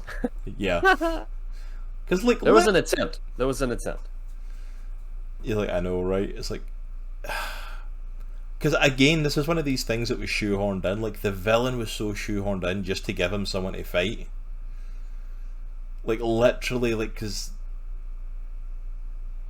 Did they need to telegraph who the bad guy was as well? Was that Amir? I don't even remember Delaroth. Yeah, the villain was very shoehorned in. It's like...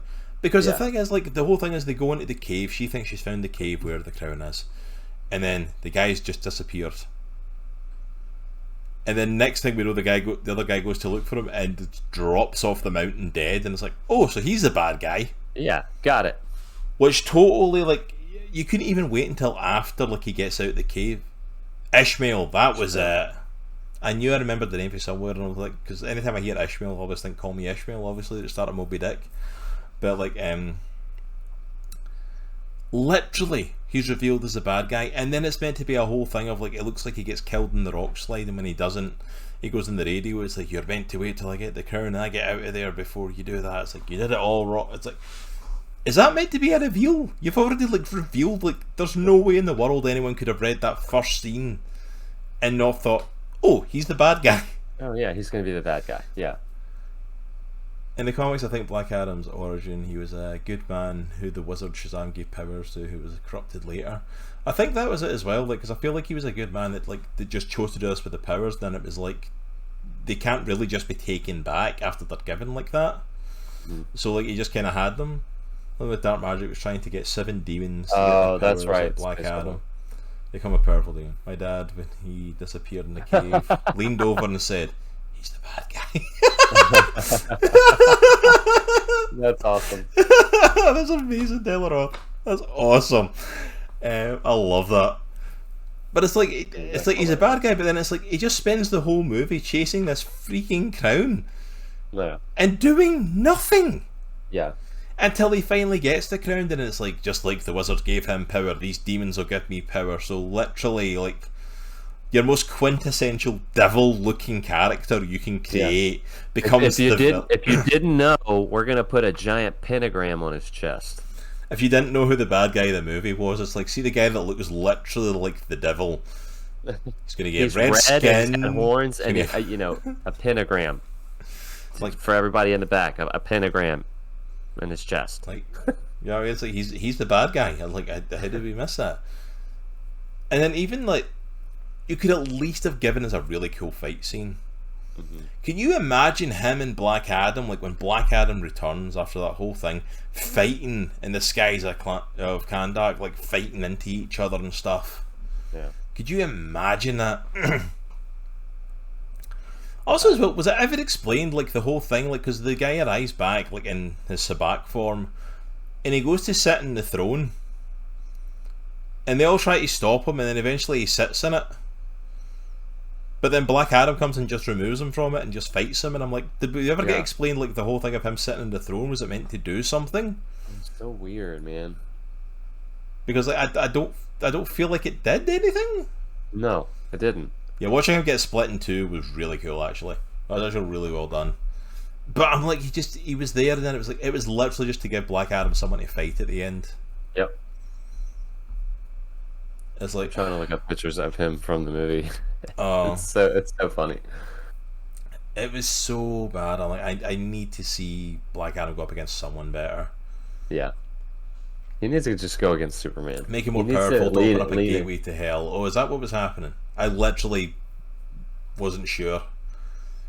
Yeah, I felt like there was a prophecy thing that would have explained the throne thing, but it got cut or something. Yeah, it feels like there's a scene missing. Villain McVillain face. Villain.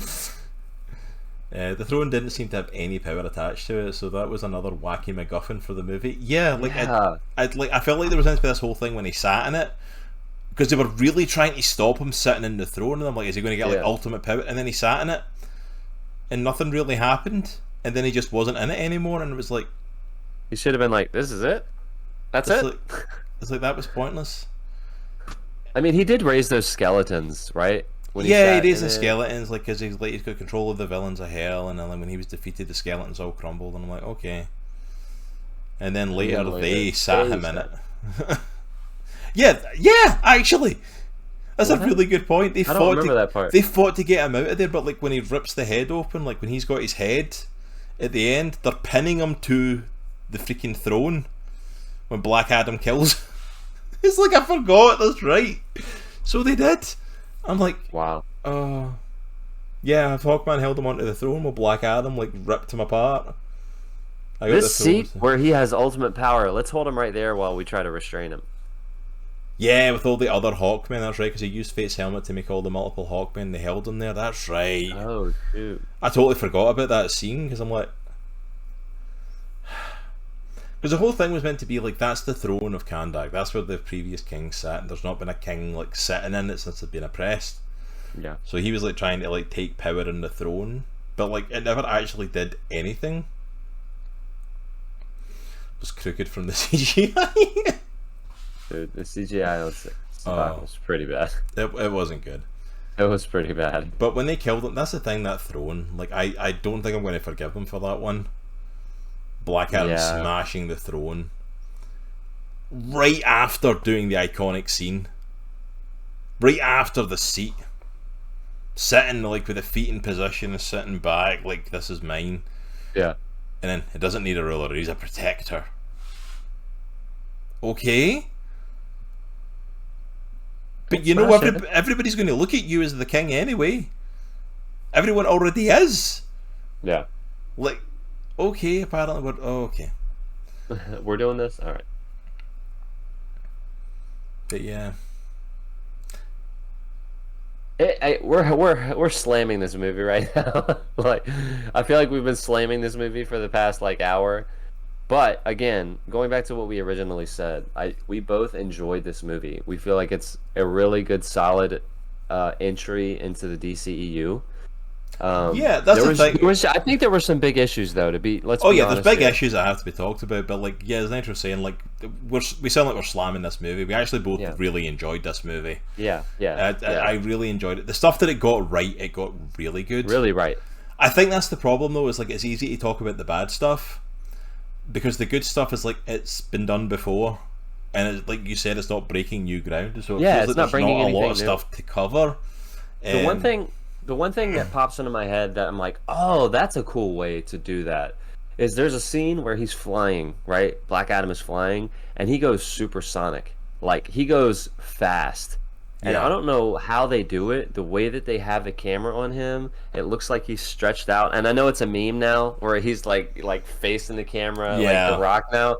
But that scene where they have that shot from is really, really cool. The way that it's another way of obviously showing a flying superhero or a supervillain or whatever. But I feel like that's going to be used a lot, the way that they did that. I don't know what they did, but it looked really cool.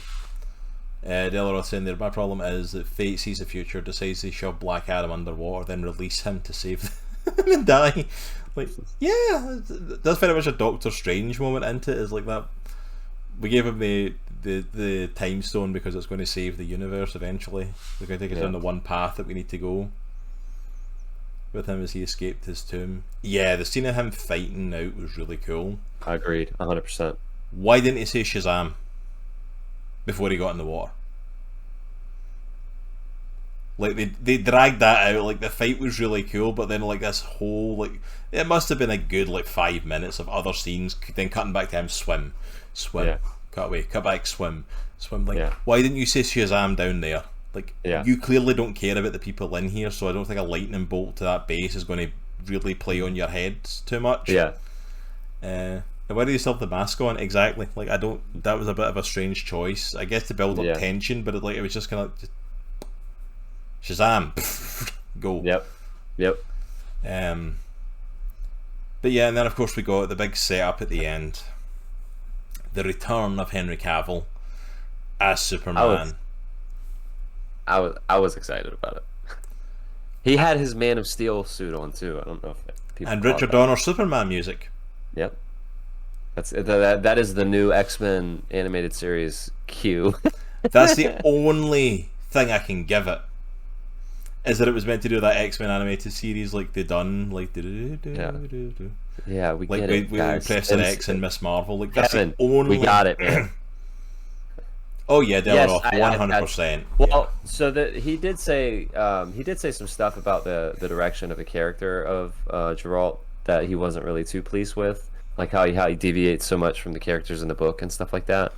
So I think it's a combination of I'm doing Superman. I think that's a nice way to try and help get people, because the thing is, people revolted at freaking Liam Hemsworth getting cast, and I don't blame them. I literally it's not Henry Cavill. Let's be honest. See if you told me Chris Hemsworth, I'd have maybe gave it a chance, but Liam Hemsworth, like, what? I said, dude, did you hear Henry Cavill quit The Witcher? And she was like, what? And I said, yeah, it's Liam Hemsworth now. And she goes, No. That's the collective reaction of that's the everyone. thing, Perky. Like the way they're taking the characters. Like, well, the writers said they hated the character. Wow, I didn't know that. Because what was it? Like the X-Men animated series, people said that. Like, yeah, because of all this stuff on The Witcher of like all these cast and crew being hired that did not know The Witcher, didn't like The Witcher. Yeah, like that's why Bo DeMaio is his name, the dude who's in charge of. Yeah, like he's only hired people who were fans of the old X-Men animated series, and I'm like, good. But yeah, 100%. Like I think that was to try and help with the transition, because you notice that statement only came out like the next day after the announcement. It wasn't. It wasn't released the same day as the Liam Hemsworth announcement. The whole internet blew up. Well, 100%. He is opening up his schedule for more Superman, because he has 100%. Also talked about he is so excited to sit down and talk to James Gunn about the future of the character. Yeah. Dude, I'm so pumped, man. He's got so much to bring to the table, and like hearing his original plan for, the Superman character, the original trilogy that was supposed to happen, with Zack Snyder, Man of Steel being the first, like his freshman run at Superman, and acknowledging the mistakes that he made as the Man of Steel in that movie with, obviously a ton of civilian death, a ton of civilian casualties and like destruction, and learning that he doesn't want to kill. That's not who he is. Like, and the process of learning who Superman is over the course of a 2 or 3 movie arc, the way that he was describing that, I was like, man, I can't wait. I cannot wait, because I grew up with Christopher Reeve, and he was my Superman. But man, Henry Cavill is my Superman now. That dude is awesome. Henry Cavill, I think, is definitely my top tier for Superman. I think I will say this: the Richard Donner music was something for me that actually took me out of it a little bit, because I don't think it fits Superman. I don't know if I caught the Richard Donner music, to be honest. I was just so pumped to see him on the screen again as Superman. But I must have missed. Yeah, I definitely missed it. The whole it's like, it works for like Christopher Reeve, but it's too happy and cheery. At that point, like, I need something more epic. And like, if you go back and listen to like his Superman themes, they've got, gravios to them, and I'm like, and yes, by the way, guys are like popping off in chat here, like, he is absolutely top tier nerd. He is the king of the nerds. Oh yeah. Like, he plays Superman, he builds PCs, which if he ever builds one, I will happily take one. He wants to be in the Warhammer music. He literally paints figurines like for tabletop gaming, and I'm like, like, reason my Superman felt closely by CW Superman. I will give that actually the guy, it's Tyler Hoechlin, I think it is. Like, he's a really good Superman as well. He was a really good casting for that. I think, hearing him talk about his character mallet, I don't think he was like quote unquote murdery in Man of Steel. Like, he did, obviously he murdered Zod, right? That he did that. Right, and there was collateral damage as well, but I think the goal of that movie was to kind of set that tone of like, that's what happened. Yeah, he didn't murder people. He just got murdered as a result of the fight he had. He's like, I think again, like, the path of his character, the way that he was describing it was that that's not who he is, and that's not who he wants to be. So, I doubt they're gonna keep with that aesthetic. I'm excited to see where they go with him. Like, him squaring off with The Rock. Like, I'm up for that. If they go, his kryptonite is Barbara. Is Barbara? It's a reference that I'm not getting, I'm sure. Yep, not getting it either. But like, I'm up for a super powered fight between the two of them. I think the two of them would do really good off each other. I think they would both, because both of them are friends in real life as well. So I think the two of them would do a really good job playing off of each other. My only issue with that end credit scene, Martha, there we go. Like, Barbara. Like, who's Barbara? It's like Barbara. Barbara Gordon? Yeah, he's only kryptonite's Martha. And I'm like, it's okay. Black Adam's mum isn't called Martha. You'll be fine. Why did you say that name? I will never let that movie live that down as long as I live. Dude, my favorite thing though is when people try to talk about how that is such an artistic like zenith in comic book movies, how they came to that conclusion. I'm like, no, it's bad. Like, no, it's awful. It's not. Just shut up and sit down, son. Just go. It's like, it's so bad. If you enjoy, feel like somebody's son or daughter who's like 5 years old came into the writer's room at that moment and said, "Hey, did you know that both of their mom's names are Martha? You should do something with that." Yeah, it just, that movie for me is literally a case of like, if you enjoy it and you are a fan of it, by all means, you can love that movie. I love tons of bad movies. I love movies where I can legitimately go, this is not a good movie, but I enjoy it. Yeah. But admit it's bad. Come on, don't play it off as this big artsy fartsy thing. Like, no, this was like horrifically put together. Like, please. Yeah. I remember the costume said that because Henry was so buff, he was constantly wearing out his costumes. I can believe it. The dude is jacked. Dude. Henry Cavill is like, you know, it's like, he is freaking jacked, man. Like, it's not fair. No, it's definitely not. One of the other reasons he's king of the nerds is I don't think any of the SL's nerds can actually fight him for the spot. It's like, I don't want to do that fight, you know? It's freaking murder. Dude, I was thinking about Tremors. Presby Panda, when Cross was talking about crappy movies, I was like, dude, Tremors is on that list for me. But man, I love that movie. I'm a huge Kevin Bacon stan, though. What are you gonna do? Yeah, like Tremors are not good, but they are fun. They are they are super fun, man. They are super fun and so bad. Yeah, they're really bad. And they just get gradually worse as you go in the series of Tremors. It's like they just get worse. It just gets to a point where it's so bad, like you probably shouldn't watch it. I just love the fact that, like, I don't know I've forgotten the main guy's name in Tremors, but I just love the fact that he keeps coming back. Like, legitimately, I think all except the most recent one, he legitimately kept coming back for them. And I'm like, that's dedication. Ward. Yes. Legend, man. The fact that he just committed and just kept coming back for those movies. Yes, I am super pumped about the Guardians Christmas special. I actually am, though. I think it looks really funny. I think it's really cool. I wasn't sure about it until I saw the trailer, and I'm like, this is a really fun concept. I thought it was like legitimately going to be, you know, those Christmas specials where you see people like hanging out by the piano and they're singing some Christmas songs, and it just happens to be the cast of a show doing it. But no, this actually looks like a show, like a Disney Plus Marvel show. Yeah, because it's like, I love the fact that like Drax and what's her face Mantis go to Earth to find Kevin Bacon to cheer up Star-Lord. I'm like, okay, that's a fun concept for a one shot. That's a like, I love it. That's perfect. I love that the Kevin Bacon's in the MCU playing himself. Yeah. Like, after all this time, like, I love all the Tremors movies. You must be stoked about the Guardians. I love all the Sharknado movies. Again, another bad movie, but like, if you go in knowing they're bad, like, yeah. I think they get really bad as they go on, to be fair, but like, yeah. First one's got Bruce Campbell in it, like, he, you know, can't be all bad. I was thinking they were going to steal Santa. I'm surprised, like, when they first said that, it's like, we need to go to Earth at Christmas time. It's like, oh no, what are they going to do? Like, but yeah. It's Black Adam overall, to get back on what we're actually talking about. No, I'm not enjoying the tangent. It's been a while. You know us, we do that. That's what we do. But it's been fun. It was a good movie overall. I think I would definitely rank it as a good movie. It's above average, 100%. Yeah, I don't know if I would call it a home run, but it was definitely it was a good entry into the DCEU, and I think they should be proud of it. Yeah, I mean, there's definite problems with the movie. 100%. There's definite stuff that like can be worked upon, and definitely stuff which I'm like, I don't know why you went that direction with that story. You know, or that character. Like, I know 100%, and we spoke about a bunch of them, but overall, I don't think it deserves a 91% from the audience. Like, I think it also doesn't deserve a 40. That feels like fans revolting against the 40% for the critics. But the 40% for the critics, I'm like, I feel like the critics went, it's not a top tier MCU movie. But then again, these are the same critics who like gave great scores to stuff like Thor: Love and Thunder and said it was the best Thor movie, and gave high scores to She-Hulk. And if you've listened to our shows recently, like, we were not fans. We have not been fans of Marvel Phase 4.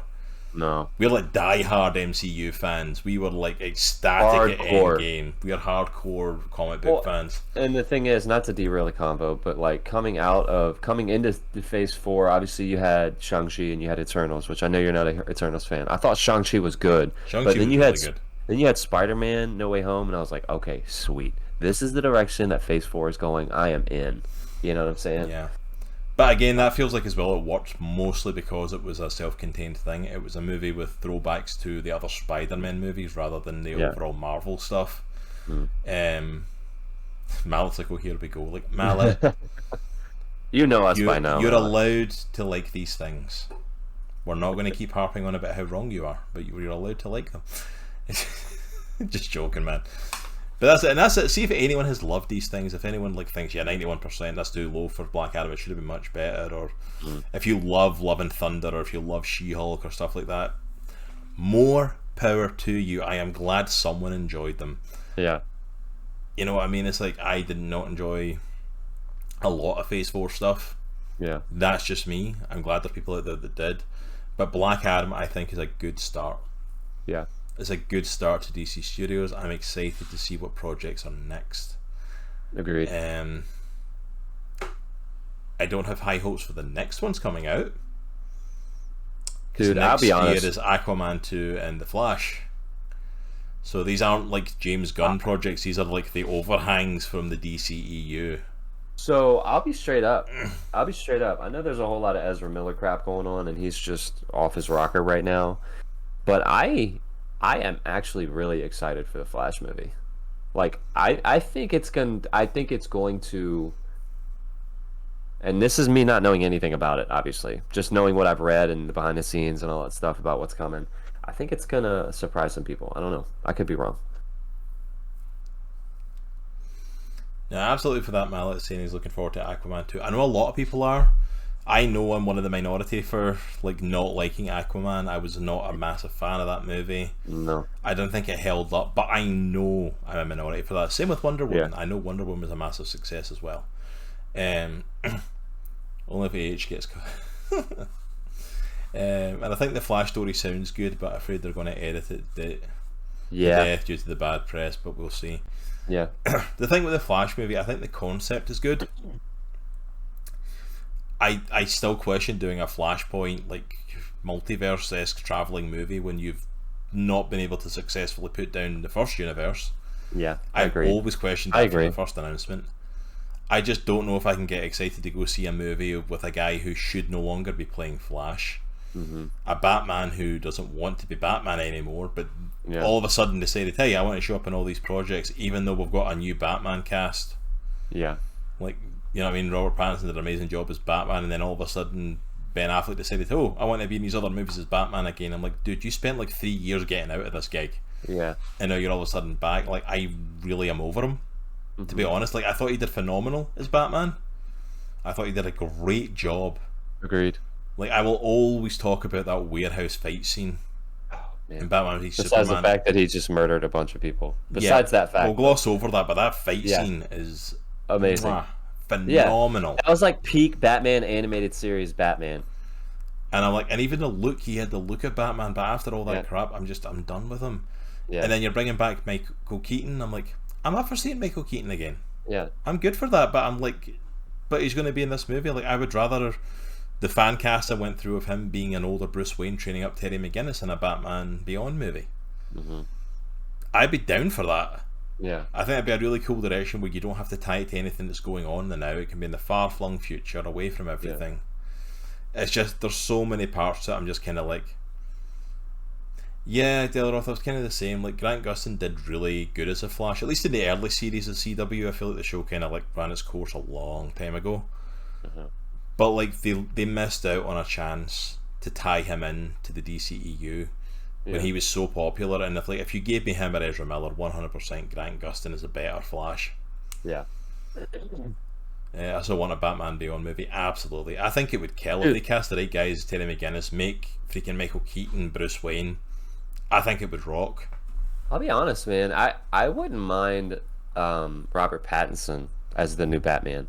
Like, because I think, you know, aesthetically, the Batman movie could have been set like in the late 90s, early 2000s. Aesthetically, like, it's very ambiguous.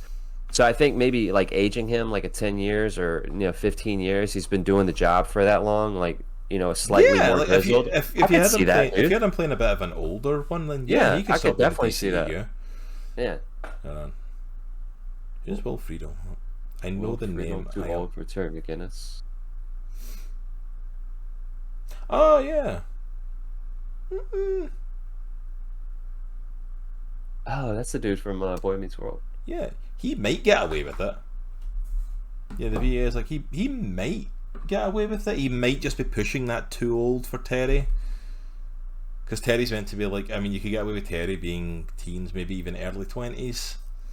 Yeah, this guy looks like he's in his late 30s. Yeah, he's looking into his 30s, so he might be too old for it now. But see if you get a good young actor to be Terry McGinnis and pair him with Michael Keaton as Bruce Wayne, like, that's a solid movie right there. Just get Shia LaBeouf. Stop casting Shia LaBeouf and everything. He's not even that good. Oh man, I think he's great. You're a Shia LaBeouf stan, and I am, man. I think he's great. He's great. I know he's got personal issues, but I think he's a fantastic actor. Personal issues, he's got acting issues, he's got to keep showing up issues. Even Stevens in Holes, that was the peak of his acting career. Dude, he's great in Fury, man. I don't know if you've ever seen Fury. I haven't seen Fury, actually. I have heard people talk really about that. It's really good. Yeah. Less personal issues than The Flash. This is true. Actually, to be fair. This is very true. He's decent in iRobot too, man. I know it's like more of a comedy, but he's decent. Will Smith. Oh my goodness, I forgot he was even in that. He's in like 2 scenes, dude. Yeah. He's good though. He's good. He plays the modern who is the kid in Indiana Jones? Short Round? Yeah, he plays the modern Short Round. He's just a Caucasian version of Short Round. No. Like the kid, the really funny, quirky I know who you mean. Kid. I'm still saying no. No. We are casting that out. We're doing a prayer circle for that. We're Salt. Oh my gosh. Power of Christ compels you. Shia LaBeouf is not. It's not the Caucasian Short Round. We are not going that path. Someone got a man crush. Absolutely, Mally. He's got a man crush. Absolutely. I'll be the first to admit it. Lawless. Have you not seen Lawless? Yeah, Della Roth is like. I honestly thought they were going to make him the next Indiana Jones, and I'm like, if Harrison Ford. I'm going to put it in chat for those of people in chat. Lawless. If you haven't seen the movie, go freaking check it out. Guy Pearce, Tom Hardy, Shia LaBeouf. It'll make you... Alright, it's one of those movies where you hate the villain so bad that you want to see them killed in the most brutal way possible. It's one of those movies. How have we gotten a Shia LaBeouf run? How did that happen? Because you were attacked. I felt attacked. Good, I was attacking you. You should feel attacked. I'm used to your attacks, though. I just felt like I needed to defend myself. This man hates Firefly. I don't hate Firefly. Alright, we need to rectify that Said Avengers was garbage fire. I didn't say garbage fire. I definitely said dumpster fire. No, I said garbage tier. There we go. I love it, garbage fire. No, it's dumpster fire. I'm like, yeah, because that makes it better. Cannibal Shia LaBeouf. Hey, Space, no worries, man. Cannibal Shia LaBeouf. Daniel Radcliffe for Terry. Ooh. Daniel Radcliffe might just be young enough. Mallet. Okay, I don't hate Firefly. All right, look. All right, I need to set a precedence here. Okay, we got time. We're not even at 2 hours yet. We got time. Give me a second, Cross. I need to vent for a second. All right. I didn't grow up watching Josh Whedon. I call him Josh all the time. Josh Whedon's Buffy or Firefly or Serenity. None of that. I didn't grow up watching Della Roth. Fantastic. That wasn't my thing, right? It's not that it wasn't my thing. I just never watched it. I wasn't like, oh, I don't like that, I'm not gonna watch it. I just didn't watch it, right? So like being introduced to Firefly like 20 years after it was released, or however long after it was released. I'm a huge Nathan Fillion fan. I feel like Firefly, the ensemble cast was fantastic. It's just not necessarily my bag. I get why people like it. It's not a bad show. There. I don't hate it. Buffy had a whole season that you can skip. My wife is a huge Buffy stan. She loves Buffy. Perky, you can't really do that with Firefly, to be fair. That's true. It's only one season. You missed a show. And also, to be fair, I've only seen half of a season. Yeah, we still need to do the other half of that review. It's only been like 2 years we've never reviewed the other half of that. Yeah. And thank you, Della Roth. I think Angel's better than Buffy as well. I will stand by that. Angel was a better show. It went weird directions by the end, but it was a better show. That might just because I like David Boreanaz, though, to be fair.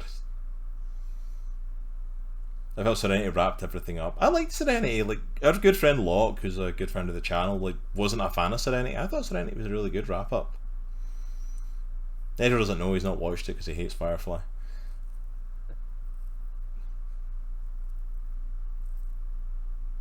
Yeah, see, man, like, Locke wasn't a fan of it either, and I don't get why. Like, I get it had to rush certain things because it was cramming, like, the rest of the show into a movie, but I thought it did a good enough job. Serenity was actually my introduction. I saw Serenity before I saw the show.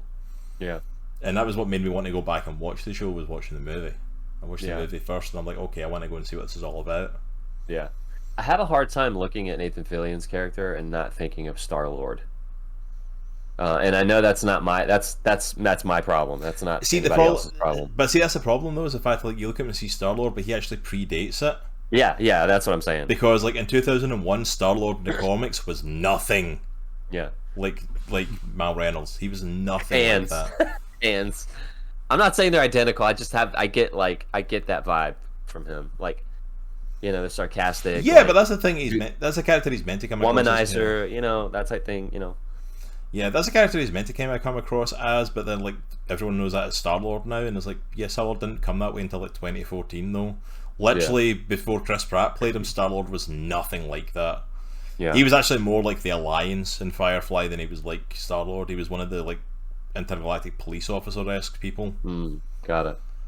And they killed off two of my fave characters, killed the dog and not the shepherd was, yeah. Yeah, that was sad. And again, also Ron Glass. Prayers to him, man. Ron Glass passed away actually in real life. Captain Arbit, you know. But yeah, we do need to watch the rest of Firefly and let you see the rest of it. You probably need to rewatch the first half of it as well. It's been so long, so you get it all in context. Dude, that was like one of the first shows we did. We did that back when I think we did that back when we still had, like, the grey banner at the top and bottom. Yeah. It was like within our first 10 episodes. Yeah, and we have literally. I remember I watched every episode and I had my notepad out and I was taking notes on every episode. That was a womanizing as Captain Kirk was. Yeah, pretty much, Delaroth. Yeah. Actually, no, that's weird to say. Actually, that's the funny thing, because Mal comes across like that. He doesn't actually sleep around with anyone, really. He actually kind of denies it in multiple occasions, actually. Even episodes like when he technically gets married and stuff, he actually denies it. Mostly because he's in love with Inara, but, you know. But that's Marina in the background, so, like, who isn't? Everyone's in love with her. But I did not think a Black Adam review was going to go into a Firefly rant. Yeah, well... Go to the special level. Well packed. Shia LaBeouf, Daniel Radcliffe, Firefly. That's how our chats always devolve. They devolve to Firefly at some point. Yeah, if you told me the Black Adam review was going to go down this path, like, I would not have believed it for tonight, but yeah, blame it on Shia LaBeouf. I blame everything on Shia LaBeouf. I have homework for you. I'm not going to do it. We're friends, you're going to do it. I'm not going to do it. Are we friends? You're going to give me a list of Shia LaBeouf movies and I really don't want to do it. No, I'm giving you one. I'm giving you one movie. There's one too many. Dude, I'm for real. If you ever cared about me as a friend... Oh, don't even start pulling that. Have you ever cared about me as a friend? You will watch this. If you get a wild you will watch this one Shia LaBeouf movie, or you don't care about me as a friend. Like, really? We're going wild hair. I'm just saying, if you get a wild hair, you need to watch Lawless. It's got Guy Pearce. It's got Tom Hardy. You know. Is it on a streaming service? Because I refuse to buy it. I'm pretty sure it is. Dude, Lawless is so good, man. Yeah, cue the violin music. Well, I know, man. I'm getting freaking, like, cornered here. I'm looking it up. It's on Hulu. Is it on Hulu? Do you have Hulu? Is it on Hulu, or is it on Hulu with, like, a weird add-on? It says it's on Hulu. I'm just asking because Hulu has, like, all those add-ons. I'm looking it up right now. It's like all those add-ons. I have the Hulu where you have commercials. Oh, okay. You have to have this freaking Stars app. Yeah, see, that's what I mean, because you have to buy, like, freaking add-ons for some other stuff. I hate that crap. That's why I was asking. I'm like, I'll go and watch it, but, like, if it's got add-ons and stuff, I ain't paying money for it. Yeah, I wouldn't pay money for it. I mean, I wouldn't pay money for a lot of stuff, even stuff that I like, so. Yeah, like, I begrudge, like, I literally have commercials on Hulu for our Hulu thing. Like, I'm not paying more for that. I don't use it enough that that's the Warner's not having commercials on it. All right, Fury or Lawless, either one of those. If you ever get a wild hair, you should check them out. Though. Okay, really if I get a chance and I can find them on something, have. I will watch them. I will make that promise to you. I will watch them at some point. He's not like freaking Marlon Brando over here. Okay, he's not. He's not winning Oscars, but he's a really good actor, and I feel like he's super underrated. I'm pretty sure he's won a few Razzies. I said it. Yeah, he's definitely won Razzies. He definitely has. I love just picking on you for this because you get so defensive of him. It is so funny. I still think he would make a great Wolverine. No, I'm gonna stand by that. Yep. No. Yep. I'm gonna stand by that. You're the only one on that hill. You're the only one on that hill. I'll be the only one on the hill, and I'm okay with that. Like I love doing that, and I love come on Cross just because he's not Sean Connery. Sean Connery. That's all Daniel Radcliffe. I can't see Daniel Radcliffe as Wolverine. I'm sorry. I just see Harry Potter when I see him. Every single movie that he's been in, I just see Harry Potter. Even the new Weird Al trailer that I saw, I'm like, dude, it's Harry Potter in a wig. I'm not gonna lie, I'm super hyped for that movie. Dude, I am too. I love Weird Al. Weird Al. I'm super hyped. I've seen the pictures, Delroth. I've seen the pictures. I can't get with it, man. I can't get with it. Unless he can put on like 30 pounds of just pure muscle. Love Shia LaBeouf. He can look like Shia LaBeouf. Have acted in previous movies such as Lawless or Fury. Hates Daniel Radcliffe. Hates Firefly. Yeah. I'm just not gonna say. I will forever say you hate Firefly just because like you get so panicked that you're about to get deadpanned by our community that you just start crawling. I've lost so much nerd cred and goodwill. Or should you try to dig yourself out of that hole? I need to hold on to as little of a shred as I can, right? Watching you try to dig out the I hate Firefly hole every time is hysterical because you're so panicked that you're about to lose every other person in our community. You got the Firefly stuff, you got the Doctor Who stuff, neither of which I grew up watching. Well, to be fair, Doctor Who, you're getting there. We did season 1 and you said you enjoyed it. So I liked it. I'm a huge you like Christopher Eccleston. So yeah, I mean, you still need to move on and do the David Tennant stuff. But I watched the first 2 episodes with Tennant, I think, or I'm on like the second half of the first episode or second episode rather. It's taking a little getting used to seeing a new Doctor. When you transition to a new Doctor, I always say at least give it a season. Yeah, because often the Doctor plays like, especially one of the ones I always point out for that is Peter Capaldi, who's my favourite Doctor. Yeah, season 8, his first season, is not his best season. The whole season is based around him trying to figure himself out because he's became a new man, so he has to kind of work out stuff. Yeah. But after that first season, by the end of that, you kind of get who he is, and going into like the next one, you start to really feel, okay, this is who the character is, and you start to get used to it. Yeah. You're at the very beginning stages. Get the heroes there.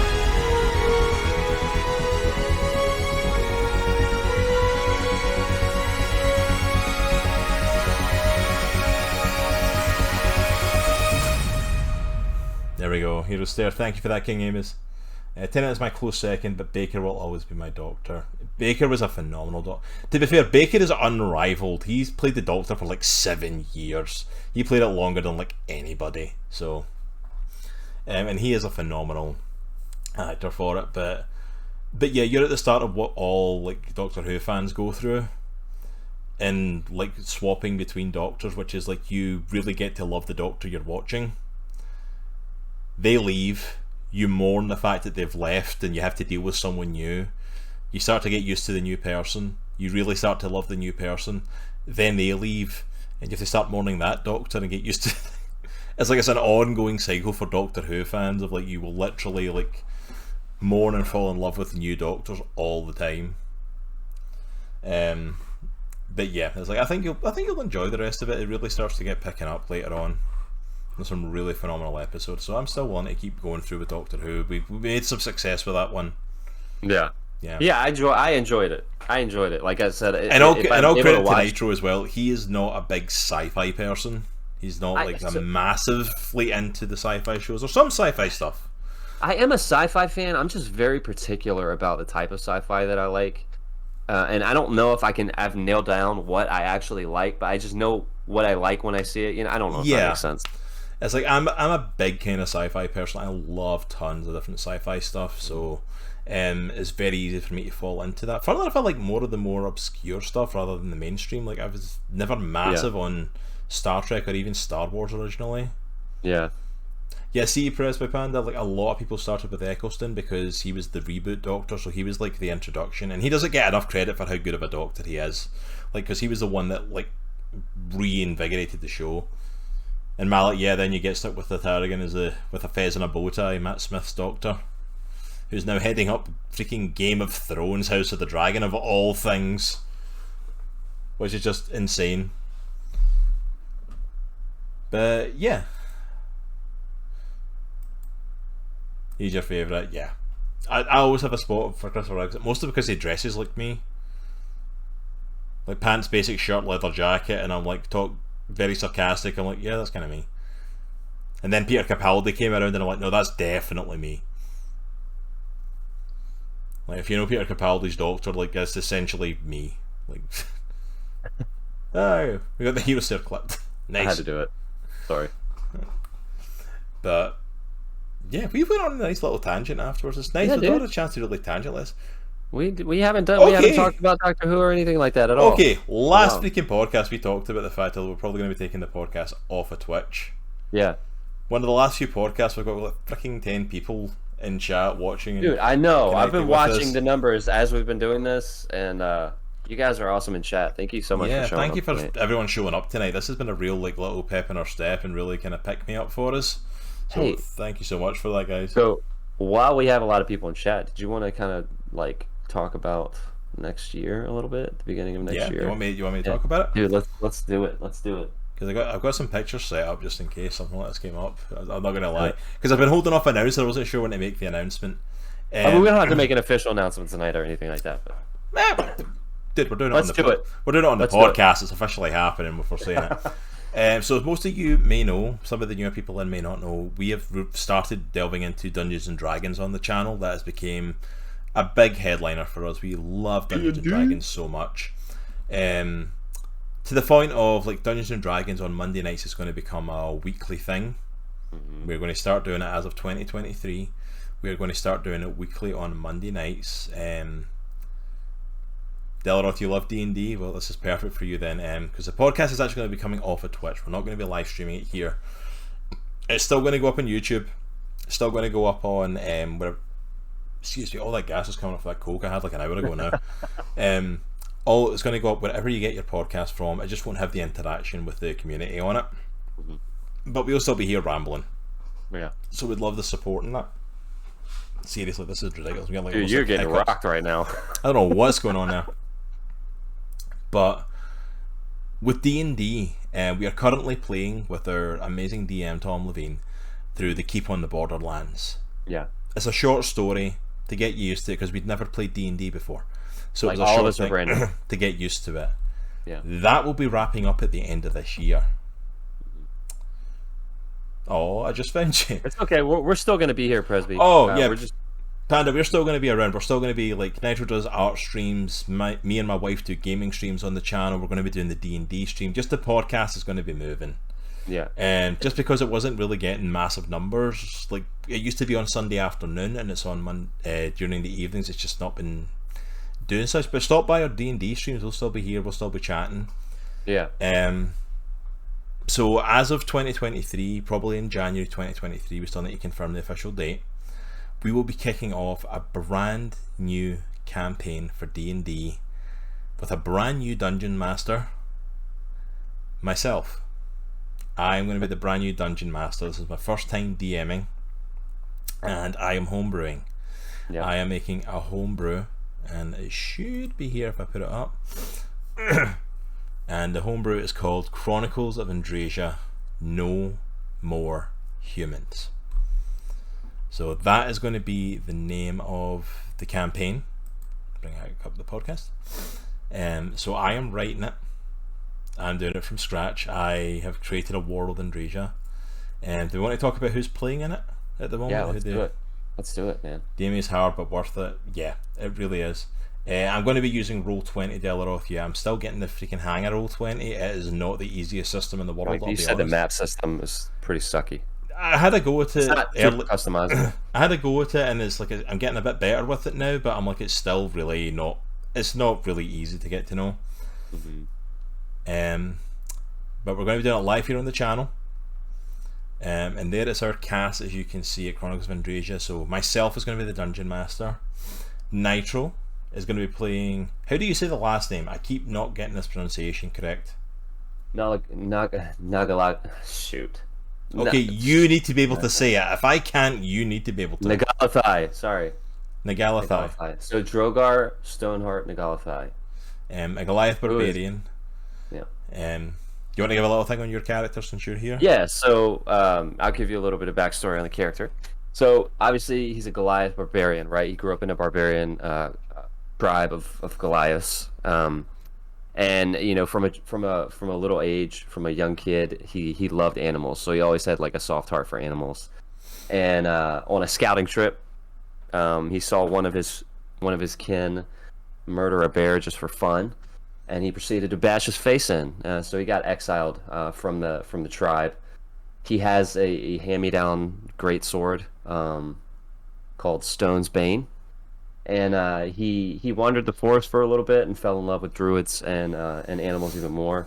So he is a barbarian by birth, but he's a druid by heart. So we'll see a little bit of that journey during the story. It'll be kind of cool. He loves to fight, and he makes his own beer. So he occasionally ventures into Andrasia to do local fights and stuff like that. So yeah, so he's going to be doing it, and Nitro's with us again for this. We also are carrying over from the current campaign that we're doing. Our lovely wives will be joining us. My wife Jay will be playing Ares, a Tabaxi Bard, and Nitro's wife Token Asian will be playing Aurelia Duskrin, I think is how you pronounce it, and she's a Drow rogue. We will also be joined by a couple of other streamers. Spacehawk, whose channel you should absolutely go and check out, will be playing Erowyn Silvertail, Captain Erowyn Silvertail, a Haragon Ranger. And then from the Good Morning guys, we have Mark joining us, playing Minich Armumenar, I think is how you pronounce it. I really need to get my tongue around these names, like getting tongue-tied. Who's playing a Wood Elf Paladin. So... where's our podcast? So yeah, and there you go. There's a link for Spacehawk. Go and check him out. Can you do a shout out for the Good Morning guys as well? Pulling him up right that was the pie in the face he got from his 12-hour stream. That's awesome. So yeah, we've got an amazing cast of people joining us who are all super hyped, super excited to be part of this. I am super excited for the story that I'm crafting. It's constantly changing, constantly evolving, and I'm really petrified about how good my ad-lib skills are. If something goes in another direction, I'm going to have to just come up with stuff. Mallet says he's still over there waiting in the wings. Mallet, you're on deck, man. For real. Yeah, you're on deck to get in, man. But we're going to be going forward with this campaign starting January 2023. I don't know how long this campaign is going to run. I've got multiple kind of adventures that are going to be happening during it. But I'm super excited. Yeah, that's going to be so much fun, man. Do you want me to pitch a little bit of what it's about? Like, yeah, the dude, actual go for it. Campaign story? Go for it. Here, let me read out the blood first. I'm energized with all these people in chat, dude. Go for it. Yeah, everyone's here, so let's go for it, man. So let me pull this up, because this is... I've got it on our D&D Beyond thing. I want to read the actual blood for it.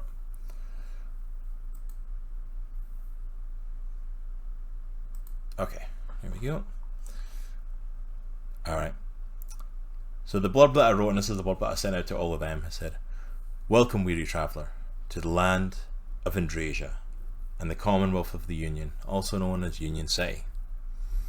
Almost a millennia ago, the world faced destruction at the hands of Armageddon.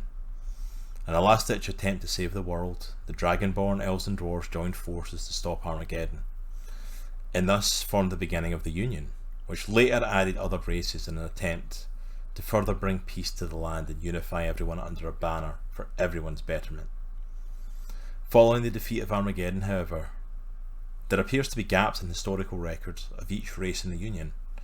The details of exactly how Armageddon was defeated is left a mystery, as is following the formation of the Union, all records of humans just stopped, and all traces of them disappeared. In almost 1,000 years, the world has moved forward from that time. The Union has grown stronger, and today celebrate the 997th Annual Unification Day.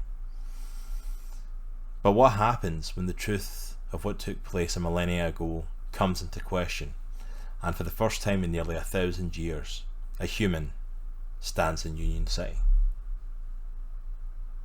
That's sweet. So that's the blurb. That's all the players know. You have no idea how hard it is to shut up about everything and not tell them about some of this stuff. Well, you and I tell each other everything, so it's doubly hard now. Yeah, we talk about everything. Talk about so much. Like, I can't tell him anything because I literally can't ruin what's going to happen. There's character makes beer. Is that why it's called homebrew? Ross will be doing an American accent as part of the campaign as well, so tune in for that. Not even close to true. Secrets are gate in D&D, absolutely, and that's it. I want to leave a mystery. I want it to be a mystery of them coming across stuff. I want them to discover stuff in real time. And honestly, like, as well, like, I don't want to tell too much in advance because I don't know the choices they're going to make and how much I'm going to have to freaking rewrite from week to week. Yeah. We'll find out if this stays on a weekly basis, depending on how much grey hair I get out of doing this. And I think one of the coolest things about this for me is, like, this is only my second campaign with D&D, so I don't know much, right? I don't know what I don't know, but like seeing how excited you are and seeing how invested you are in every single person's character that's going to play this, like including, you know, meshing their backstory in with the story that you're telling, like in a not insignificant way, right? Like they're going to be like pretty decent parts of the story. I think that's so cool. You know, that's just really cool. Dang, except your plans will always be ruined. Absolutely, I've said this to him on like countless occasions now. I've said that to him. It's like I am like over planning my ass off, knowing full well that this is going to get rewritten. Yeah, like I am trying to prepare so much because it's my first time DMing, and I know that it's not going to work. I know I'm going to have to change stuff. But like, I'm coming up with so many great ideas for this, and that was one of the reasons I wanted to do a homebrew. Originally, I was going to do like one of the modules just to get used to it. But that was a big thing for me doing a homebrew, was I wanted to try and make it feel... Weren't you looking at Curse of Strahd? Yeah, I was looking at doing Curse of Strahd. That really stood out to me, and I may even like look at that as a one-shot or something at some point, because it seemed like a really cool idea. Might even take elements of it that I can do, like maybe a vampire show up at some point if I can't do that. But 100%, like, yeah, love Ravenloft. A lot of people spoke highly of it. That was one of the things that stood out to me, Mallet. A lot of people were speaking highly of the Ravenloft stuff. Make things that are movable. Absolutely. But yeah, that was one of the things for me, is like I wanted, because the doing Keep of the Borderlands and now, like, it was a great starting story and a great introduction for us. But we're big role players. Like, in myself, I'm a big role player. I get into my character, I want to create a backstory. And that was one of the things, like, I felt like I created this really cool backstory for my character, and it plays no factor in it. And that's not a fault of the DM. It's just we're playing a set thing. So there's no. It takes a lot to incorporate into stuff like that, especially for one that we're doing that's not a massive thing. But that was a big factor for me, was I wanted it to be something that involved everyone. Like, is everyone going to get the same equal, like, your backstory is going to affect the balance of this world? No. Not everyone's going to get that level. But there's certain stuff, like, you know, like playing into certain characters, like, why are they coming to town for the celebration? One of the characters actually lives in the city where the others are all coming in and journeying in. You know, what are your backstory? Like, and even like backstory elements that you said, you know, like, your guy loves to fight. Let's have an arena. Somewhere across between like gladiators and like MMA. Let's have a big cage fighting thing that's a legal thing, and especially on a big celebration like that, people can come and gamble, people can do stuff. Like, why not? Let's have a big fighting thing that wasn't part of it. It's like, you know, I started working, one of our characters was a very logical, smart thinker. I'm like, well, what can I do for like a library and a place of arcane arts and an academy for that? And we created that area, and it's like, you know, like looking at characters, like, well, what's the city going to look like? How is it going to play out? Who's going to run it? Like, just all these elements that are already starting to mold and mesh. Like, that's so exciting. Like Caleb's character, Space Hawk's character is a pirate. He's a captain. first thing he kind of asks is, like, is there going to be an opportunity to do any sailing stuff? Because like he's made a crew and stuff like that, and he's like, there is now. You know, it's probably not going to happen during the first adventure of the campaign, but like in a future adventure, 100% we're hitting the seas. Because we've got a character that's a pirate, why the hell wouldn't I? Yeah. You know? Why wouldn't I delve into that? Why wouldn't I do a seafaring adventure? Why wouldn't we go travel to other islands or fight, like, you know, pirates on the sea, like rival pirates, or have a sea monster or something? You know, why not? Yeah. We've got a pirate, we've got a ship, let's do it. You know, and that was the thing I liked the malleableness of it, of like, I want to make these characters feel, because I'm coming from a DMing perspective of, I'm there to form the world, and yes, it's my story, but I'm not the hero of the story. I'm forming the skeleton framework for it. Like, the other 5, they're the heroes. Yeah. They're the adventurers. They're the ones living out the adventuring life and the dream. So I want to make them feel like they're getting their money's worth for it. I want to make them feel like they're being heroes, and you know, like Nitro's coming and asking me stuff, and I'm like, if there's a way for me to pull it off, absolutely. Wow. You know, like, if like, do you want to do? Nitro's better at speaking than you are. Okay, Chunk's going to the bottom of the list of people we play with. We're just going to. You were quite high up, Chunk, but you've slotted down a bit now. You might even have been next in line. You'll never know now. I did mean to ask you if I could have a pet Tyrannosaurus, though, but we can take that offline. Yeah, like he freaking comes at me like that. Is there dinosaurs in your world? That's the question I got. I got nothing around it, and I'm like, why? I'm just curious, and I'm like, you're not getting a pet T-Rex. It's not happening. He's been freaking on about a familiar since he started this campaign. Dude, I have, man. I have. And wanting an animal companion, and he's like, can I get... And that's the first thing he says to me is like that. It's like, is there dinosaurs in your world? Like, no. But there isn't any. It's like, no, no. Because I know where your mind's going. The answer to your question is no. Whatever it is. I feel like that meme, what is it, the Obi-Wan and Anakin one? It's like that. It's like, I want you all to follow my orders, we're not here. It's like, mine just says no, and I want you to apply it to every situation. As long as you walk it and clean up after it. Yeah, that's it. It's like, man, that thing ain't coming in the city. Maybe it's operations Union City. I'm sure that's going to go well. Is that a T-Rex? It's just my pet dinosaur. Come on, hey.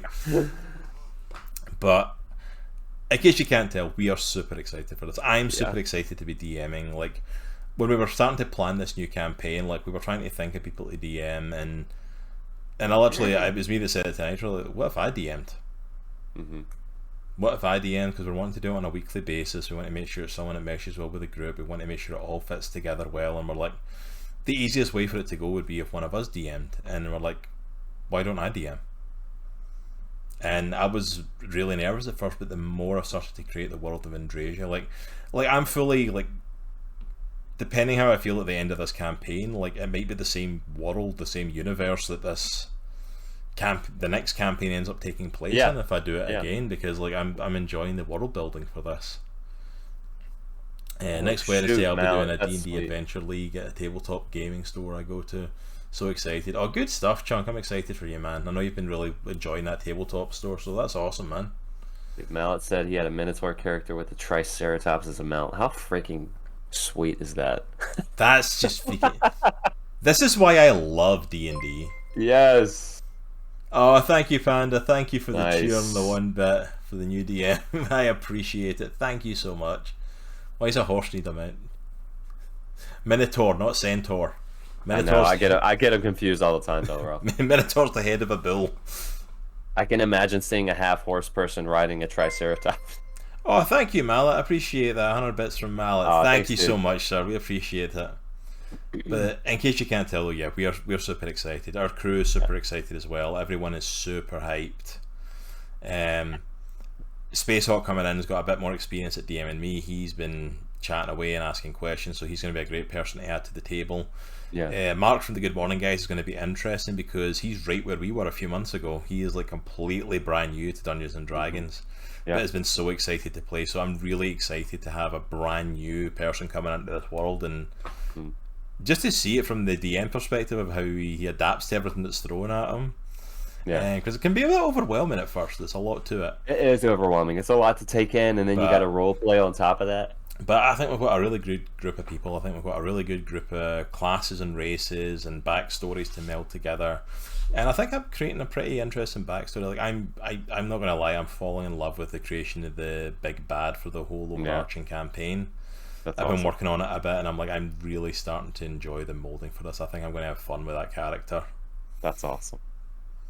I always enjoy playing villains, so why not throw myself into it? Not much of a stretch, you know. Wow. So I'm the bad cop then, am I? Yeah, exactly. The BBEG. Oh, absolutely.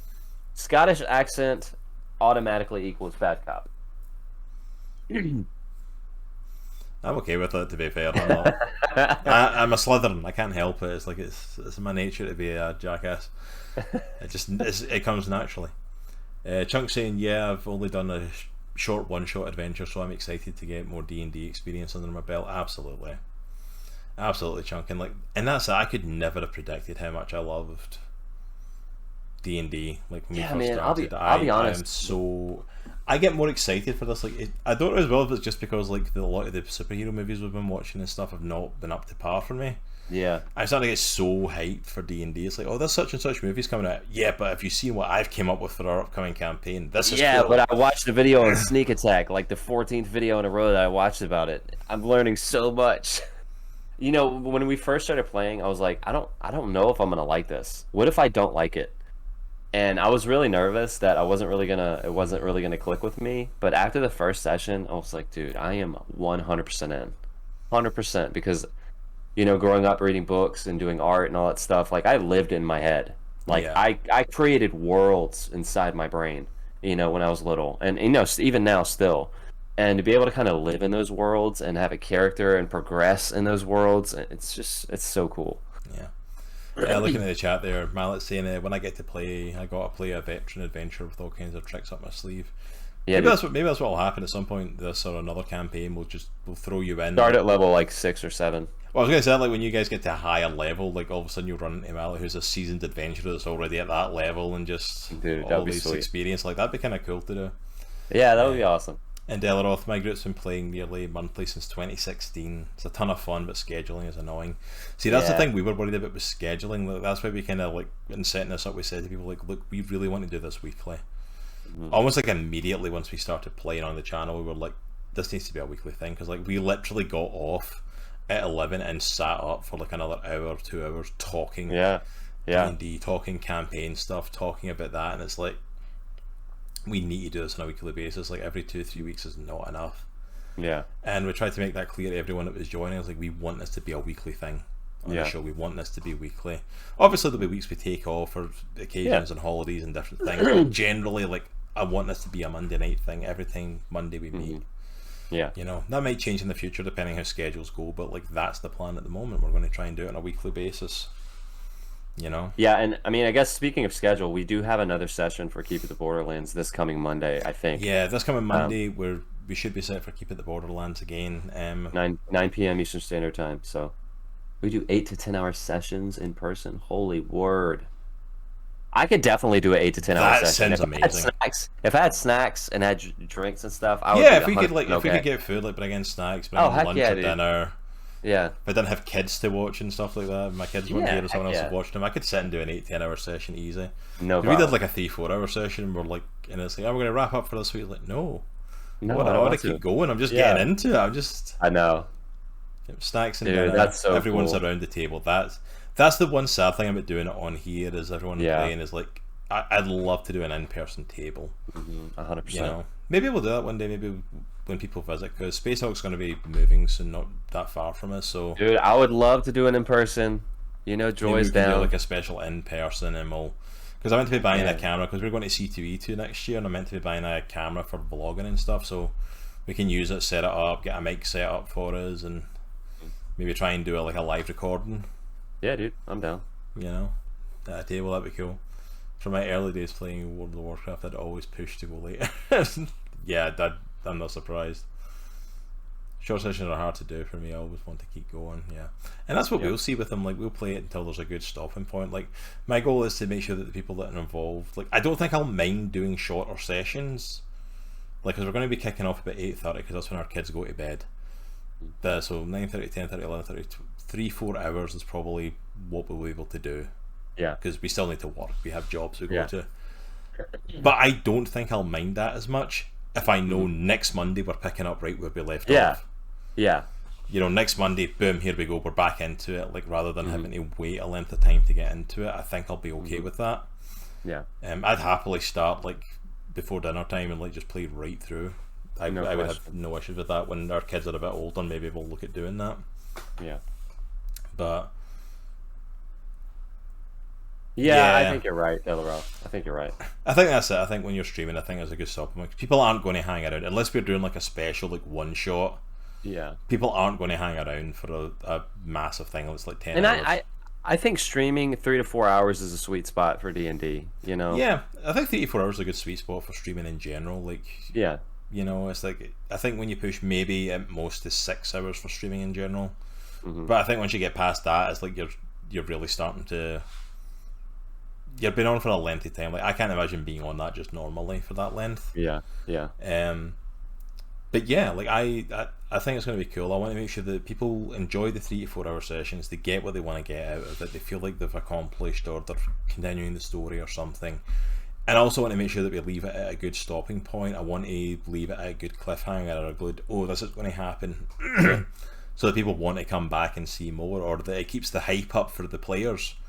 Because the honest truth is, everyone in chat, like, your enjoyment out of it isn't my responsibility. That falls on the PCs. My job is to make sure the PCs are having a good time. Because if I make sure they're having a good time, you guys will have a good time. Yeah. At least that's my mentality going into it. So I'm like, I will quite happily do that. I will quite happily put on a great show. I will quite happily, you know, do what I have to make sure the PCs feel like they're involved. And if at any point they're not, then, you know, shake stuff up. Yeah. Yeah, 2 hours is when most hit their peak viewership. Like, hell, look at us, we're at like 2 hours 15 and we're at 10 viewers now. It's the most we've had all night. Like, can't argue with it, you know. But then again, it's saying that we've streamed for like 2 or 3 hours and we've had like 2 viewers at times, you know. It's like, streaming is such an all over the place sort of thing sometimes. Yeah, I mean, and you know, we've talked about this before. We don't stream for the numbers, but it definitely helps and it feels good, you know. Having chat pop off and having chat be interactive and being able to bounce stuff off chat really helps. You guys chatting is honestly the best thing. Like, I don't care what the number of viewers says, but if I've got an interactive chat that's willing to talk and connect, it makes it go so much better. Because a lot of times we'll be talking about stuff and the chat will provide a different perspective, and we're like, holy crap, I didn't even think about that, you know? Well, yeah, that's the... There it is. My mic just clipped from the desk. You're just going to have to hold it there. Yeah, so I'm going to have to... It literally unclipped for the back of the desk, so I'm just going to hold it down here, apparently. I'll allow that. I don't know why. I know you never shut up. I don't know why shut up's a protected phrase, but apparently it is, Mallet. Don't you dare say shut up, Mallet. How dare you? As someone who spent a bit of time delving into this arena, having someone to interact with completely changes the experience. Absolutely. Yeah. That's one of the things, like, I'll be honest, I don't feel as comfortable streaming games as I do doing the podcast. I feel the same way with art. Because it's nice to have the voice to interact with, because at least if I don't have chat, I've got Nitro. Yeah. And we can bounce off each other. So that's why I think D&D will be okay, because like, even if we don't get an active chat, like, I've got the players to interact with, we've got the story to tell, we've got all this stuff to do. Yeah. So I think that's going to be fun. Not to say that we don't do gaming, like we do gaming during the week and stuff, and we've never done this for the numbers. Like, don't get me wrong, the numbers are nice. Like, they're awesome. If you're not getting any sort of viewers in and you're not getting any sort of chat, and it's like, you have to question, like, okay, is there something that I could be doing differently?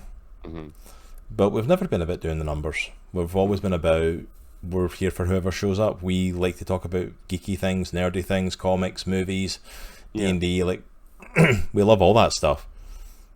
We rant about it anyway, we might as well put it on the internet, and if other people want to join in, they're more than welcome, and people started joining in. That was literally it.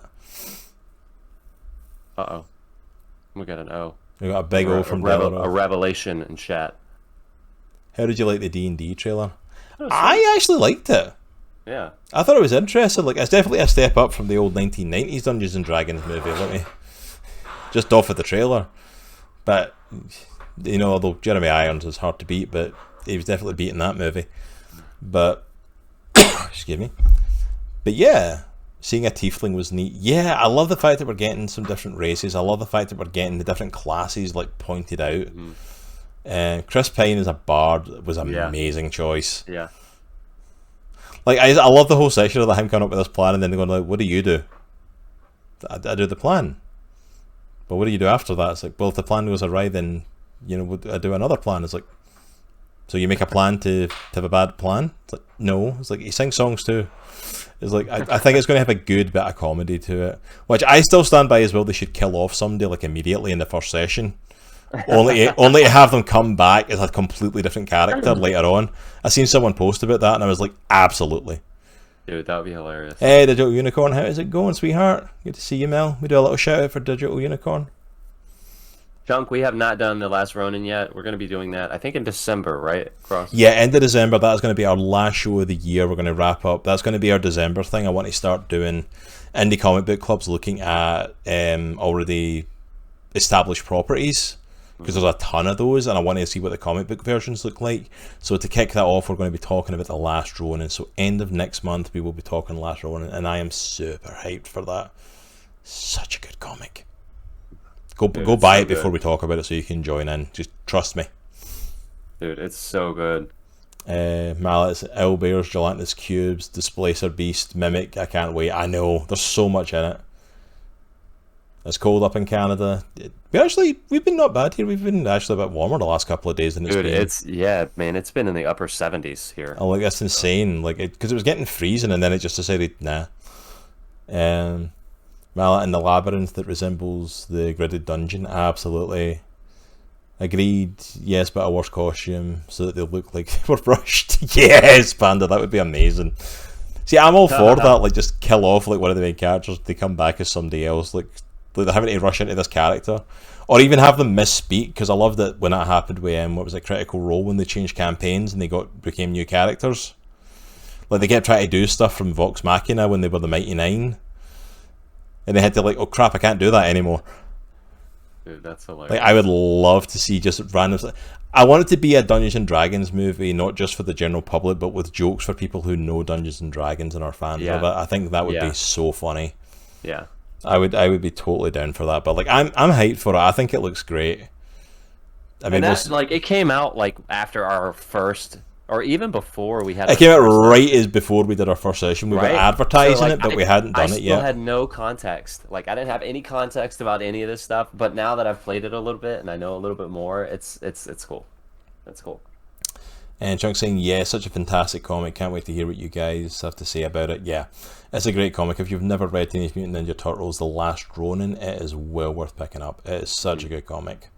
So we'll be talking about that next year. But yeah, this is our third last podcast of the year. We only have 2 more. I know. Our next podcast will probably be in a couple of weeks. Huge shout out to chat, man. You guys have been rocking. Yeah, chat has been like popping off tonight. Thank you so much for coming and being interactive. I was just saying to Nitro beforehand, I've been so tired tonight. I literally had to pop ibuprofen before I came on, just because I had a toothache. My body was feeling achy. My throat was scratching like I might be getting sick. Both of us were yawning like crazy, and you guys have just lit us up tonight. So thank you so much for that. This has been fantastic. I mean, to be frank, it's been really hard on us to switch it to, you know, the weekdays, our regular stream. Not just like from a time perspective, but from a like interactive. Yeah, because our viewership went from like pushing like 15 going on 20. Yeah, and like from a viewership and an interactive standpoint, like obviously people are way more interactive during the day on a Sunday, and that you get more viewers, you get more interaction, and it's just different. It's different when you do it at night. So we really appreciate you guys. Yeah, so we thank you all for coming and hanging out with us, guys. That's probably it for us tonight. We probably do have to wrap up. Although it's been fun just chatting with you guys afterwards. I've missed this. I'm not going to lie. I have missed it so much. Awesome. Yeah. Getting to chat with you all. So we will be back later on in the week. I will be back this Friday. I am super hyped because I picked up a new game this week to play on stream. Yeah, actually, you doing Art of the Hero now that Chunk's kind of mentioned that? I'm. I think it's just going to be a lot less frequently than it normally is. Yeah, I don't think you were doing it, but I wanted to just double check before I start announcing stuff. It's definitely still a thing. It's just I'm doing it a lot less frequently. So yeah, we'll try and get it on a regular schedule of like if it's every 2 weeks or whatever, or once a month or whatever we want to do. We'll try and work out a specific schedule for next year so you all know. But Nitro's not going anywhere with the art. We're still going to be art on the stream. It's like, you know, some of the art streams have brought out some of the amazing pieces of artwork, so it's like I definitely don't want to get rid of that. But this Friday, I will be kicking off a brand new playthrough. I finished Guardians of the Galaxy, which was such a good game. It was really good. Like, I prefer those Guardians to the MCU Guardians. Wow. That's how good that game is. Like, I prefer the versions of the characters now.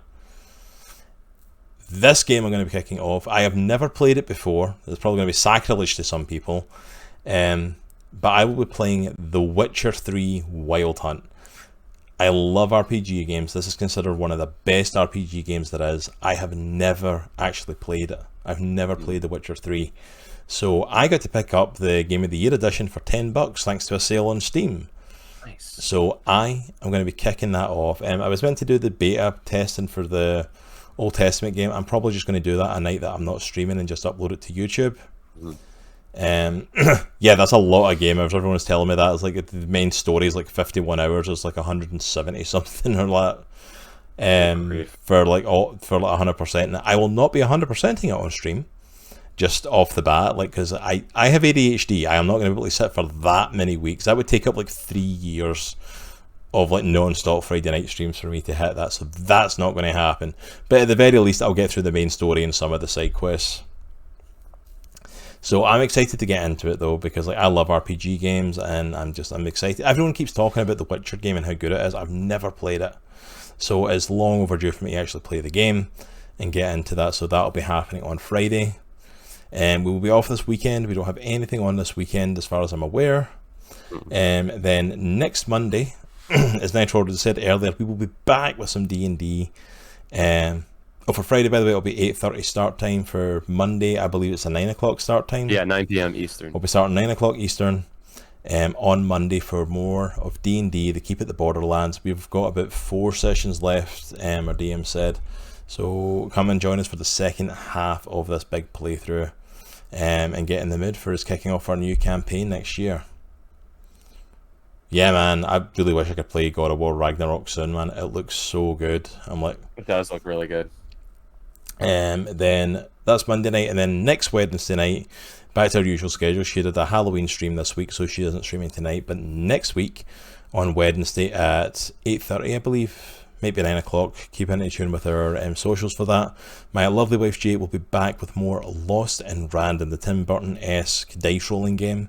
She's been having a blast with it. She's so close to finishing. It might even be the last bit of the playthrough. So please join her for that on Wednesday. But I think that's it for us for tonight. Yeah, man. This was awesome. This was really cool. Yeah, that's not expected to turn out like this. I did not expect this many people to come in tonight to chat. You guys have blown me away tonight. Thank you for that. Yeah, man. Honestly, in the best possible way. You guys gave me so much energy tonight that I needed. Yeah. Let's see who is on. We can go and drop a raid on. Oh, well, Xena's on. We have to go and raid Xena, don't we? Xena, good friend of the channel. We're going to go and see Xena and the Heroes. I've seen the commercial pop up, Chunk. I've not actually watched it yet. I've seen the pop up. I've not had a chance to actually watch it. I need to watch the whole thing. But thank you so much for everyone coming and joining us tonight. I hope you all have an amazing week. Stick with us as we go and raid out to Xena and the Heroes. Show her some love. Drop her a follow. She's an absolutely beautiful person. You will not be disappointed hanging out with her. She's a good friend of ours. And just remember, it is a good week to be a geek. Take care, and we'll see you all later, guys. Adios. Zero,